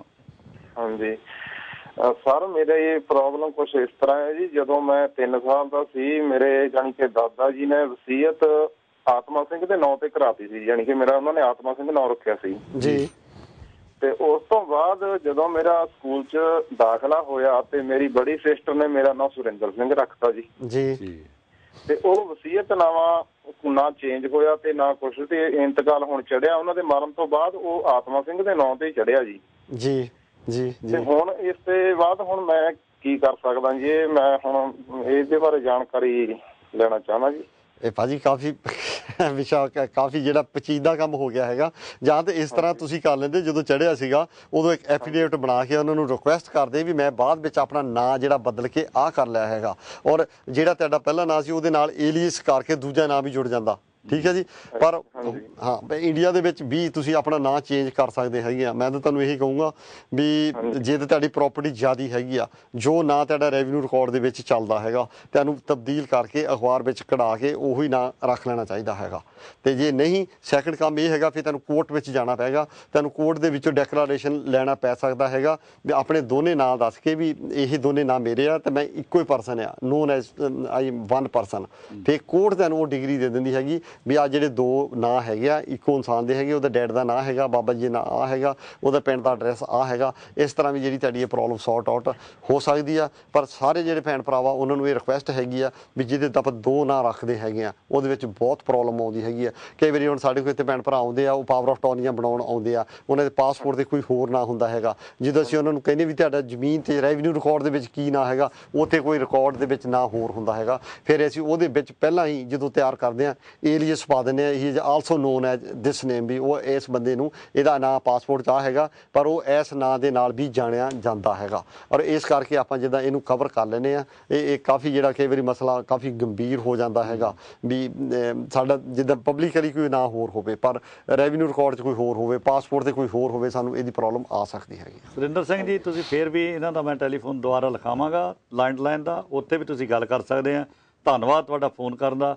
ਸੋ ਅਗਲੇ ਕੋਲ ਰੈਡੀ ਹਨ ਜੀ। ਵਾਹਿਗੁਰੂ ਜੀ ਕਾ ਖਾਲਸਾ ਵਾਹਿਗੁਰੂ ਜੀ ਕੀ ਫਤਿਹ। ਸਤਿ ਸ਼੍ਰੀ ਅਕਾਲ ਜੀ। ਸਤਿ ਸ਼੍ਰੀ ਅਕਾਲ ਜੀ। ਕੌਣ ਬੋਲ ਰਿਹਾ ਜੀ? ਕਿੱਥੋਂ ਬੋਲ ਰਿਹਾ ਜੀ? ਲੰਡਨ ਤੋਂ ਬੋਲ ਰਹੇ, ਸਟੈਟਨ ਤੋਂ। ਕੌਣ ਜੀ? ਕੀ ਨਾਮ ਜੀ? ਹਰਪ੍ਰੀਤ ਸਿੰਘ। ਹਾਂਜੀ, ਹਰਪ੍ਰੀਤ ਸਿੰਘ। ਹਰਪ੍ਰੀਤ ਸਿੰਘ ਜੀ, ਸਵਾਗਤ ਤੁਹਾਡਾ ਜੀ। ਆਪਣਾ ਸਵਾਲ ਪੁੱਛ ਸਕਦੇ ਹੋ ਹਾਂਜੀ। ਸਾਡੇ ਨਾਲ ਇੱਕ ਪ੍ਰੋਪਰਟੀ ਸੀ, ਮੇਰੇ ਮਮ ਡੈਡ ਦੀ ਡੈਥ ਹੋ ਗਈ ਸੀ ਅੱਜ ਤੋਂ 3-4 ਸਾਲ ਪਹਿਲਾਂ ਇੰਗਲੈਂਡ ਵਿੱਚ ਜੀ। ਹਾਂਜੀ, ਉਹ ਮੇਰੇ ਗ੍ਰੈਂਡਫਾਦਰ ਤੇ ਗ੍ਰੈਂਡਮਦਰ ਦੀ ਡੈਥ ਹੋ ਗਈ ਇੰਡੀਆ ਜੀ। ਮੇਰੇ ਗ੍ਰੈਂਡਫਾਦਰ ਨਾਮ ਲੀਸ ਤੇ ਸੀ। ਸੌਰੀ, ਮੇਰੀ ਜਿਹੜੀ ਪ੍ਰੋਪਰਟੀ ਸੀ ਨਾ ਜੀ, ਉਹ ਗ੍ਰੈਂਡਫਾਦਰ ਸਾਹਿਬ ਦੇ ਨਾਂ ਤੇ ਸੀ ਜੀ। ਹਾਂਜੀ, ਉਹ ਲੀਜ਼ ਹੋਲਡ ਸੀ। ਹਾਂਜੀ, ਉਹ ਸਾਡੇ ਚਾਚੇ ਨੇ ਵੇਚ ਦਿੱਤੀ, ਸਾਨੂੰ ਹਿੱਸਾ ਨਹੀਂ ਮਿਲਿਆ ਇਹਦੇ ਵਿੱਚੋਂ ਜੀ। ਹਾਂਜੀ, ਉਹਨਾਂ ਦੀ ਡੈਥ ਹੋਣ ਤੋਂ ਗ੍ਰੈਂਡਮਦਰ ਗ੍ਰੈਂਡਫਾਦਰ ਦੀ ਡੈਥ ਹੋ ਗਈ ਸੀ। ਤੁਹਾਡੇ ਗ੍ਰੈਂਡਫਾਦਰ ਸਾਹਿਬ ਨੇ ਕੋਈ ਵੈਲ ਕੀਤੀ ਸੀ ਚਾਚਾ ਜੀ ਦੇ ਨਾਂ ਤੇ ਜੀ? ਕੁਛ ਨਹੀਂ ਕੀਤਾ ਜੀ। ਉਹ ਮੇਰੀ ਵਾਈਫ ਤੇ ਪ੍ਰੈਗਨੈਂਟ ਸੀ, ਮੈਂ ਤਾਂ ਇੰਡੀਆ ਜਾਣ ਚੁੱਕਿਆ। ਭਾਜੀ ਫਿਰ ਤੁਸੀਂ ਉਹਨੂੰ ਚੈਲੰਜ ਕਰ ਸਕਦੇ, ਅੱਜ ਵੀ ਕੋਰਟ ਵਿੱਚ ਚੈਲੰਜ ਕਰ ਸਕਦੇ ਆ। ਤੁਸੀਂ ਆਪਣਾ ਸ਼ੇਅਰ ਉਹਨਾਂ ਕੋਲ ਲੈ ਸਕਦੇ ਹੈਗੇ ਆ, ਕਿਉਂਕਿ ਤੁਹਾਡੇ ਦਾਦਾ ਜੀ ਤੋਂ ਬਾਅਦ ਉਹਨਾਂ ਦੇ ਜਿੰਨੇ ਵਾਰਸ ਹੈਗੇ ਆ ਲੀਗਲ ਰਿਪਰੈਜ਼ੈਂਟੇਟਿਵ, ਉਹਨਾਂ ਦਾ ਸਾਰਿਆਂ ਦਾ ਰਾਈਟ ਹੈਗਾ ਉਸ ਪ੍ਰੋਪਰਟੀ ਦੇ ਵਿੱਚ। ਜੇ ਤੁਹਾਨੂੰ ਨਹੀਂ ਮਿਲਿਆ ਹੈਗਾ, ਤੁਸੀਂ ਕਾਨੂੰਨ ਦੇ ਥਰੂ ਆਪਣਾ ਹੱਕ ਜਿਹੜਾ ਲੈ ਸਕਦੇ ਹੈਗੇ ਆ। ਪ੍ਰੋਪਰਟੀ ਵਿੱਚ 6-7 ਮਹੀਨੇ ਹੋ ਗਏ। ਕੋਈ ਗੱਲ ਨਹੀਂ, ਵਿਦਨ 3 ਈਅਰ ਜਦੋਂ ਤੁਸੀਂ ਮਰਜ਼ੀ ਕਰ ਸਕਦੇ ਹੈਗੇ, ਕੋਈ ਪ੍ਰੋਬਲਮ ਨਹੀਂ ਹੈਗੀ। ਲੈ ਕੇ ਆਉਣਾ ਹਾਂਜੀ, ਤੁਹਾਨੂੰ ਉਹ ਜਿਹੜੀ ਸੇਲ ਹੋਈ ਆ ਉਹਦੀ ਕਾਪੀ ਲਓ, ਉਹ ਤੁਸੀਂ ਕਾਪੀ ਮੈਨੂੰ ਦਿਖਾ ਸਕਦੇ ਆ। ਮੈਂ ਤੁਹਾਨੂੰ ਇਹਦੇ ਤੇ ਪ੍ਰੋਪਰ ਐਡਵਾਈਸ ਕਰਦਾ। ਬਹੁਤ ਦੂਰ। ਹਾਂਜੀ, ਇੰਡੀਆ ਕਦੀ ਮੈਂ ਘੱਟੇ, ਮੈਂ ਜਾਣਦਾ ਘੱਟ ਆ ਕੋਈ ਇੰਡੀਆ ਜਿੰਨਾ। ਕੋਈ ਨਹੀਂ, ਤੁਸੀਂ ਸਾਨੂੰ ਟੈਲੀਫੋਨ ਤੇ ਦੱਸ ਦਿਓ, ਅਸੀਂ ਤੁਹਾਨੂੰ ਉੱਥੋਂ ਦੀ ਰਜਿਸਟਰੀ ਮੰਗਾ ਦੇਵਾਂਗੇ। ਜੋ ਵੀ ਪੇਪਰ ਆਪਾਂ ਇੱਥੇ ਬੈਠੇ ਮੰਗਾ ਸਕਦੇ ਹਾਂ, ਸਾਡੇ ਵਕੀਲ ਹੈਗੇ ਉੱਥੇ। ਲੋਕਲ ਐਮਪੀ ਨੂੰ ਏਦਾਂ ਵੇਚੀ ਹੋਈ ਆ। ਕੋਈ ਗੱਲ ਨਹੀਂ, ਕਾਨੂੰਨ ਸਾਰਿਆਂ ਲਈ ਇੱਕੋ ਹੀ ਹੈਗਾ, ਭਾਵੇਂ ਜਿਹਨੂੰ ਮਰਜ਼ੀ ਵੇਚੀ ਹੋਵੇ। ਲਾਅ ਜਦੋਂ ਆਪਾਂ ਕੋਰਟ ਵਿੱਚ ਜਾਂਦੇ ਹਾਂ, ਕੋਰਟਾਂ 'ਚ ਕੋਈ ਐਮਪੀ ਨਹੀਂ ਦੇਖਦੇ ਹੈਗੇ। ਜਿਹੜੇ ਸਿਵਲ ਐਡਮਿਨਿਸਟ੍ਰੇਸ਼ਨ ਆ ਉੱਥੇ ਇਨਫਲੂਐਂਸ ਹੈਗਾ, ਕੋਰਟਾਂ ਵਿੱਚ ਕੋਈ ਇਹਨਾਂ ਦਾ ਇਨਫਲੂਐਂਸ ਹੈ। ਹਰਪ੍ਰੀਤ ਸਿੰਘ ਜੀ, ਤੁਸੀਂ ਘਬਰਾਓ ਨਾ। ਤੁਸੀਂ ਟੋਨਾ ਸਾਹਿਬ ਨੂੰ ਜਾਂ ਤੁਹਾਡਾ ਕੋਈ ਹੋਰ ਵਕੀਲ ਆ ਤੁਹਾਨੂੰ ਚੰਗਾ ਲੱਗਦਾ, ਤੁਸੀਂ ਉਹਨਾਂ ਦੀ ਸਲਾਹ ਲਵੋ। ਸਾਰਾ ਕੇਸ ਤੁਹਾਡਾ ਸੋਲਵ ਹੋ ਸਕਦਾ, ਐਡਾ ਵੱਡਾ ਕੇਸ ਨਹੀਂ ਹੈਗਾ। ਜੇ ਕੰਪਲੀਕੇਟਡ ਹੈਗਾ ਵੀ ਆ ਤੇ ਸੋਲਵ ਇਹਦੇ ਕਰਾ ਹੈਗੇ ਆ। ਉਹਨੇ ਬਿਲਕੁਲ, ਉਹ ਕਹਿੰਦੇ ਐਮਪੀ ਨੇ ਜ਼ਮੀਨ ਲਈ ਆ, ਔਰ ਜਿੰਨੀਆਂ ਪੰਜਾਬ 'ਚ NRI ਦੀਆਂ ਝਗੜੇ ਵਾਲੀਆਂ ਜ਼ਮੀਨਾਂ ਉਹ ਸਾਰੇ ਪੋਲੀਟੀਸ਼ੀਅਨ ਹੀ ਲਈ ਜਾਂਦੇ ਆ। ਬਿਲਕੁਲ। ਸੋ ਮੇਰਾ ਖਿਆਲ ਆ ਬਈ ਆਪਣੇ ਅਗਲੇ ਕੋਲ ਰੈਡੀ ਹਨ ਜੀ। ਵਾਹਿਗੁਰੂ ਜੀ ਕਾ ਖਾਲਸਾ ਵਾਹਿਗੁਰੂ ਜੀ ਕੀ ਫਤਿਹ। ਵਾਹਿਗੁਰੂ ਜੀ ਕਾ ਖਾਲਸਾ ਵਾਹਿਗੁਰੂ ਜੀ ਕੀ ਫਤਿਹ। ਬੀਬੀ ਜੀ ਕੌਣ ਜੀ ਬੋਲ ਰਿਹਾ, ਕਿੱਥੋਂ ਜੀ? ਜੀ ਅਸੀਂ ਲੀਡ ਤੋਂ ਬੋਲਦੇ ਹਾਂ, ਕਮਲਪ੍ਰੀਤ ਜੀ ਭੈਣ ਜੀ। ਸਵਾਗਤ ਤੁਹਾਡਾ ਜੀ, ਕਰੋ ਗੱਲ ਵਕੀਲ ਸਾਹਿਬ ਨਾਲ। ਸਾਡਾ ਕੁਐਸਚਨ ਇਹ ਆ ਕਿ ਸਾਡੀ ਜ਼ਮੀਨ ਤਾਂ ਸਾਨੂੰ ਮਿਲ ਗਈ ਆ ਜੀ, ਪਰ ਗਦਾਵਰੀ ਉਹ ਆਪਣੇ ਨਾਂ ਹੀ ਕਰਾ ਰਹੇ ਆ ਜਿਹੜੇ ਇੰਡੀਆ ਵਾਲੇ ਆ। ਗਦਾਵਰੀ ਤੇ ਜਦੋਂ ਕਹਿੰਦੇ ਆ ਜਾ ਕੇ ਉਹ ਕਹਿੰਦੇ ਕੇਸ ਕਰਨਾ ਪੈਣਾ, ਇਹ ਰਜਿਸਟਰ ਹੋਈ ਆ। ਜਦੋਂ ਜ਼ਮੀਨ ਵੰਡੀ ਗਈ ਪਟਵਾਰੀ ਵੀ ਉਹਨਾਂ ਦੇ ਨਾਲ ਰਲੇ ਹੋਏ ਆ ਜੀ। ਦੇਖੋ ਭੈਣ ਜੀ, ਜਿਹੜੀ ਗਿਰਦਾਵਰੀ ਚੇਂਜ ਕਰਨ ਦਾ ਕਾਨੂੰਨ ਇਹ ਹੈਗਾ, ਜਿਹਦੇ ਨਾਂ ਤੇ ਗਿਰਦਾਵਰੀ ਹੈ ਉਹ ਆਪਣੇ ਨਾਲ ਜਾ ਕੇ ਐਫੀਡੇਵਿਟ ਬਣਵਾ ਕੇ ਤਹਿਸੀਲ ਵਿੱਚ ਦੇ ਦੇਵੇ ਵੀ ਅੱਜ ਜਿਹੜੀ ਇਸ ਤਰੀਕ ਨੂੰ ਮੈਂ ਇਹਨਾਂ ਨੂੰ ਕਬਜ਼ਾ ਦੇ ਦਿੱਤਾ ਹੈਗਾ ਤੇ ਗਿਰਦਾਵਰੀ ਇਹਨਾਂ ਦੇ ਨਾਂ ਤੇ ਕੀਤੀ ਜਾਵੇ। ਸਭ ਨਾਲੋਂ ਸੌਖਾ ਤਰੀਕਾ ਇਹ ਹੈਗਾ। ਪਰ ਉਹ ਜੇ ਤੁਰਦੇ ਨਹੀਂ ਨਾਲ। ਹਾਂ ਭੈਣ ਜੀ, ਹੁਣ ਦੂਜਾ ਤਰੀਕਾ ਸੁਣ ਲਓ। ਜੋ ਇਸ ਤਰ੍ਹਾਂ ਨਹੀਂ ਮੰਨਦੇ ਹੈਗੇ ਤੇ ਤੁਸੀਂ ਤਹਿਸੀਲਦਾਰ ਸਾਹਿਬ ਦੇ ਐਪਲੀਕੇਸ਼ਨ ਦਿਓਗੇ ਵੀ ਇਹ ਜਿਹੜੀ ਜ਼ਮੀਨ ਆ ਮੌਕੇ ਤੇ ਸਾਡਾ ਕਬਜ਼ਾ ਹੈਗਾ, ਪਰ ਜਿਹੜੀ ਗਿਰਦਾਵਰੀ ਇਹਦੇ ਨਾਂ ਤੇ ਚੱਲੀ ਜਾਂਦੀ ਹੈਗੀ ਆ। ਔਰ ਤਹਿਸੀਲਦਾਰ ਸਾਹਿਬ ਨੇ ਫਿਰ ਉਹਨਾਂ ਨੂੰ ਨੋਟਿਸ ਦੇਣਾ ਹੈਗਾ। ਉਹਨਾਂ ਨੇ ਮੌਕੇ ਤੇ ਜਾਣਾ, ਆਪ ਉੱਥੇ ਪਿੰਡ ਵਾਲਿਆਂ ਦੀ ਸਾਰਿਆਂ ਦੀ ਗਵਾਹੀ ਲੈ ਕੇ ਐਵੀਡੈਂਸ ਲੈ ਕੇ ਉਹਨਾਂ ਦੀ ਗਿਰਦਾਵਰੀ ਤੁਹਾਡੇ ਨਾਂ ਤੇ ਕਰ ਦੇਣੀ ਚਾਹੀਦੀ ਆ। ਜੇ ਉਹ ਪਹਿਲੇ ਤਰੀਕੇ ਨਾਲ ਨਹੀਂ ਮੰਨਦੇ ਫਿਰ ਤੁਹਾਨੂੰ ਕੇਸ ਫਾਈਲ ਕਰਕੇ ਆਪਣੇ ਨਾਂ ਤੇ ਗਿਰਦਾਵਰੀ ਕਰਾ ਲੈਣੀ ਚਾਹੀਦੀ। ਕੋਈ ਐਡਾ ਔਖਾ ਕੰਮ ਨਹੀਂ ਹੈਗਾ। ਕੇਸ ਨੂੰ ਕਿੰਨਾ ਟਾਈਮ ਲੱਗੂਗਾ? 6 ਮਹੀਨੇ ਭੈਣ ਜੀ ਲੱਗ ਜਾਣਗੇ। ਤੇ ਜਾ ਕੇ ਕਰਕੇ ਵਾਪਸ ਆ ਜਾਈਏ, ਫੇਰ ਜਾਈਏ ਦੁਬਾਰਾ? ਨਹੀਂ, ਤੁਸੀਂ ਪਾਵਰ ਆਫ ਅਟਾਰਨੀ ਭੇਜ ਦਿਓ, ਤੁਹਾਨੂੰ ਆਪ ਜਾਣ ਦੀ ਲੋੜ ਨਹੀਂ। ਕੋਈ ਵੀ ਤੁਹਾਡਾ ਭੈਣ ਭਰਾ ਜਾ ਕੇ ਉੱਥੇ ਕੇਸ ਕਰ ਸਕਦਾ, ਉਹੀ ਐਵੀਡੈਂਸ ਦੇ ਸਕਦਾ, ਤੁਹਾਨੂੰ ਆਪ ਜਾਣ ਦੀ ਲੋੜ ਨਹੀਂ ਹੈਗੀ। ਕਮਲੀਤ ਜੀ, ਆਪਾਂ ਤੁਸੀਂ ਵਕੀਲ ਸਾਹਿਬ ਦੇ ਨਾਲ ਦਫ਼ਤਰ 'ਚ ਕਿਸੇ ਆਫ ਦਾ ਏਅਰ ਤੁਸੀਂ ਗੱਲ ਕਰਕੇ ਹਾਂਜੀ ਹਾਂਜੀ, ਤੁਸੀਂ ਇੱਥੇ ਨਾਲ ਜੁੜੇ ਰਹੋ ਸਾਡੇ ਇਸੇ ਚੈਨਲ ਤੇ। ਅਸੀਂ ਅਖੀਰ ਵਿੱਚ ਭਾਈ ਸਾਹਿਬ ਨੇ ਸਾਡੇ ਨੰਬਰ ਦੇ ਦੇਣੇ ਹੈਗੇ ਆ, ਤੁਸੀਂ ਸਾਡੇ ਆਫਿਸ ਨੰਬਰ ਤੇ ਫੋਨ ਕਰਕੇ ਸਾਨੂੰ ਅਪਾਇੰਟਮੈਂਟ ਬਣਾ ਕੇ ਆ ਸਕਦੇ ਹਾਂ, ਤੁਹਾਨੂੰ ਸਾਰਾ ਇੱਥੇ ਐਡਵਾਈਸ ਕਰ ਜੀ। ਧੰਨਵਾਦ। ਅਗਲੇ ਕੋਲ ਰੈਡੀ। ਹਾਂਜੀ, ਵਾਹਿਗੁਰੂ ਜੀ ਕਾ ਖਾਲਸਾ, ਵਾਹਿਗੁਰੂ ਜੀ ਕੀ ਫਤਿਹ। ਹੈਲੋ ਜੀ। ਹਾਂਜੀ, ਵਾਹਿਗੁਰੂ ਜੀ ਕਾ ਖਾਲਸਾ, ਵਾਹਿਗੁਰੂ ਜੀ ਕੀ ਫਤਿਹ। ਮੈਨੂੰ ਲੱਗਦਾ ਕੋਲ ਡਰਪ ਹੋ ਗਈ ਹੈ। ਸੋ ਆਪਣੇ ਕੋਲ ਮਿੰਟ ਵੀ 3-4 ਹੀ ਰਹਿ ਗਿਆ ਜੀ ਗਵਰਨਰ ਸਾਹਿਬ। ਜੀ ਜੀ ਜੀ। ਸੋ ਇਹ ਕਾਫੀ ਜਿਹੜੇ ਸਵਾਲ ਹੈ, ਸੋ ਆਪਾਂ ਸਰੋਤਿਆਂ ਨੂੰ ਦੁਬਾਰਾ ਵੀ ਬੇਨਤੀ ਕਰਦੇ ਹਾਂ, ਕਿਉਂਕਿ ਇਹ ਸਰੋਤੇ ਇਸ ਨਾ ਸਮਝਣ ਵੀ ਸਾਨੂੰ ਪੂਰੀ ਫੁੱਲ ਐਡਵਾਈਜ਼ ਮਿਲ ਗਈ ਹੈ। ਫੁੱਲ ਐਡਵਾਈਜ਼ ਜਿੰਨਾ ਚਿਰ ਅਸੀਂ ਬੇਨਤੀ ਕਰਦੇ ਹਾਂ ਸਾਰੇ ਯੂਰਪ ਭਰ ਦੇ ਅਤੇ ਯੂਕੇ ਦੇ ਸਰੋਤਿਆਂ ਨੂੰ, ਜਿੰਨਾ ਚਿਰ ਤੁਸੀਂ ਆਪਣੇ ਪ੍ਰੋਪਰ ਡਾਕੂਮੈਂਟ ਵਕੀਲ ਸਾਹਿਬ ਨੂੰ ਨਹੀਂ ਦਿਖਾਲਦੇ, ਉਹਨਾਂ ਚਿਰ ਪੂਰੀ ਜਾਣਕਾਰੀ ਨਹੀਂ ਮਿਲ ਸਕਦੀ। ਕਿਉਂਕਿ ਤੁਹਾਡੇ ਦੱਸਣ ਮੁਤਾਬਕ ਜਿੰਨੀ ਜਾਣਕਾਰੀ ਤੁਸੀਂ ਪੁੱਛੀ ਹੈ ਉਹਦਾ ਜਵਾਬ ਦਿੱਤਾ ਗਿਆ ਹੈ। ਸੋ ਆਪ ਜੀ ਲਾਈਨ 'ਤੇ ਇਸ ਤਰ੍ਹਾਂ ਤੁਸੀਂ ਜੁੜੇ ਰਹੋ, ਅਸੀਂ ਤੁਹਾਨੂੰ ਟੈਲੀਫੋਨ ਦੇਵਾਂਗੇ, ਜਾਣ ਲੱਗੇ ਉੱਥੇ ਤੁਸੀਂ ਆਪ ਕੰਟੈਕਟ ਕਰ ਸਕਦੇ ਹੋ। ਹਾਂਜੀ, ਅਗਲੇ ਕੋਲ ਰੈਡੀ। ਹਾਂਜੀ, ਵਾਹਿਗੁਰੂ ਜੀ ਕਾ ਖਾਲਸਾ, ਵਾਹਿਗੁਰੂ ਜੀ ਕੀ ਫਤਿਹ।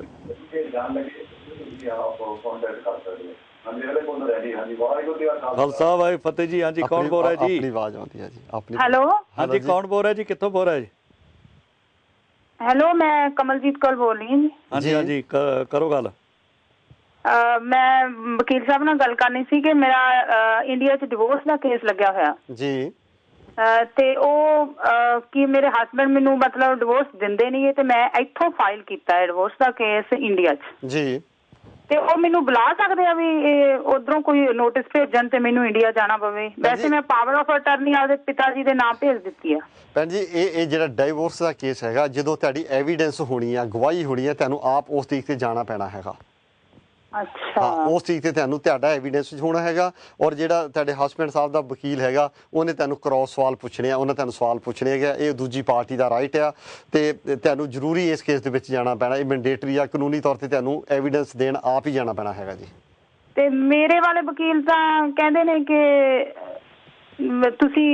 ਤੁਹਾਨੂੰ ਕੋਈ ਨਹੀਂ ਬੁਲਾ ਸਕਦਾ ਇਧਰੋਂ। ਨਹੀਂ ਭੈਣ ਜੀ, ਬੁਲਾ ਨਹੀਂ ਸਕਦਾ, ਤੁਸੀਂ ਆਪਣੀ ਲੋੜ ਲਈ ਜਾਣਾ ਹੈਗਾ। ਜੇ ਤੁਸੀਂ ਆਪਣੇ ਕੇਸ ਦੇ ਵਿੱਚ ਗਵਾਹੀ ਨਹੀਂ ਦਿਓਗੇ ਤੇ ਤੁਹਾਡੀ ਜਿਹੜੀ ਪਟੀਸ਼ਨ ਆ ਜੱਜ ਉਹਨੂੰ ਕਿੱਦਾਂ ਮਨਜ਼ੂਰ ਕਰੇਗਾ? ਤੁਹਾਡਾ ਡਿਵੋਰਸ ਕਿਸ ਤਰ੍ਹਾਂ ਹੋਏਗਾ? ਜੇ ਤੁਸੀਂ ਆਪਣੇ ਕੇਸ 'ਚ ਗਵਾਹੀ ਨਹੀਂ ਦਿੰਦੇ ਤਾਂ ਹੋਰ ਕੌਣ ਗਵਾਹੀ ਦੇਗਾ ਭੈਣ ਜੀ? ਅੱਛਾ, ਮਤਲਬ ਮੈਨੂੰ ਜਾਣਾ ਪੈਣਾ ਹੈ। ਤੁਸੀਂ ਏਦਾਂ ਕਰੋ, ਮੈਂ ਤੁਹਾਨੂੰ ਸਾਰੀਆਂ ਗੱਲਾਂ ਇੱਥੇ ਨਹੀਂ ਦੱਸ ਸਕਦਾ, ਤੁਸੀਂ ਮੇਰੇ ਆਫਿਸ ਫੋਨ ਕਰ ਲਿਓ ਜਾਂ ਮੇਰੇ ਨਾਲ ਅਪਾਇੰਟਮੈਂਟ ਬਣਾ ਲਿਓ। ਜੋ ਪ੍ਰੋਸੀਜਰ ਹੈ ਮੈਂ ਤੁਹਾਨੂੰ ਬੈਠ ਕੇ ਸਾਰਾ ਸਮਝਾ ਦੇਵਾਂਗਾ। ਤੁਹਾਨੂੰ ਜਾਣਾ ਪਏਗਾ ਭੈਣ ਜੀ। ਜੇ ਤੁਸੀਂ ਨਹੀਂ ਜਾਂਦੇ ਤੁਹਾਡੀ ਪਟੀਸ਼ਨ ਜਿਹੜੀ ਹੈ ਉਹ ਡਿਸਮਿਸ ਹੋ ਜਾਣੀ ਹੈ, ਜੇ ਤੁਸੀਂ ਆਪ ਐਵੀਡੈਂਸ ਨਹੀਂ ਦਿੰਦੇ। ਠੀਕ ਹੈ, ਥੈਂਕ ਯੂ ਸਰ। ਤੁਹਾਨੂੰ ਤੁਸੀਂ ਜੁੜੇ ਰਹੋ ਇੱਦਾਂ ਟੈਲੀਵਿਜ਼ਨ ਦੇ ਨਾਲ, ਤੇ ਤੁਹਾਨੂੰ ਥੋੜ੍ਹੇ ਚਿਰ ਦੇ ਵਿੱਚ ਅਸੀਂ ਟੈਲੀਫੋਨ ਦੇ ਵਿੱਚ ਹੁਣੇ ਦੱਸਣ ਲੱਗੇ ਹਾਂ। ਸੋ ਮੈਂ ਸਾਰੇ ਸਰੋਤਿਆਂ ਤੋਂ ਅੱਜ ਦੇ ਜਿਹੜੇ ਪ੍ਰੋਗਰਾਮ ਕਰਦੇ ਹਾਂ, ਕਈ ਅਣਗਹਿਲੀਆਂ ਸਾਡੇ ਕੋਲ ਰਹਿ ਜਾਂਦੀਆਂ ਹਨ।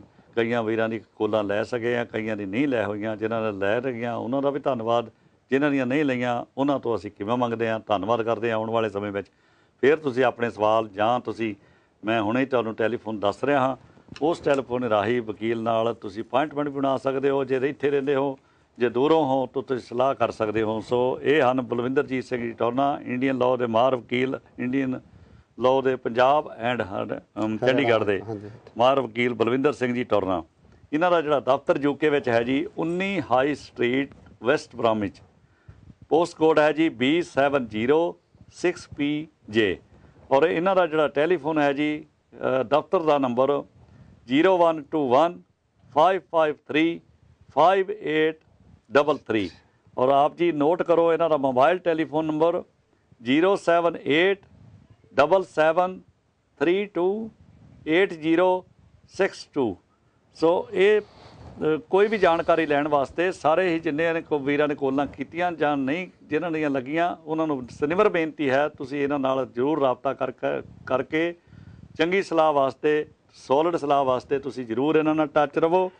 ਅੱਜ ਦੇ ਪ੍ਰੋਗਰਾਮ ਵਿੱਚ ਬਹੁਤ ਗਲਤੀਆਂ ਰਹਿ ਗਈਆਂ ਹਨ, ਭੁੱਲਣਹਾਰ ਹਾਂ, ਭੁੱਲ ਜਾਂਦੀ ਹੈਗਾ ਯਾਰੀ, ਇਹ ਖਿਮਾ ਕਰ ਰਹੀਆਂ।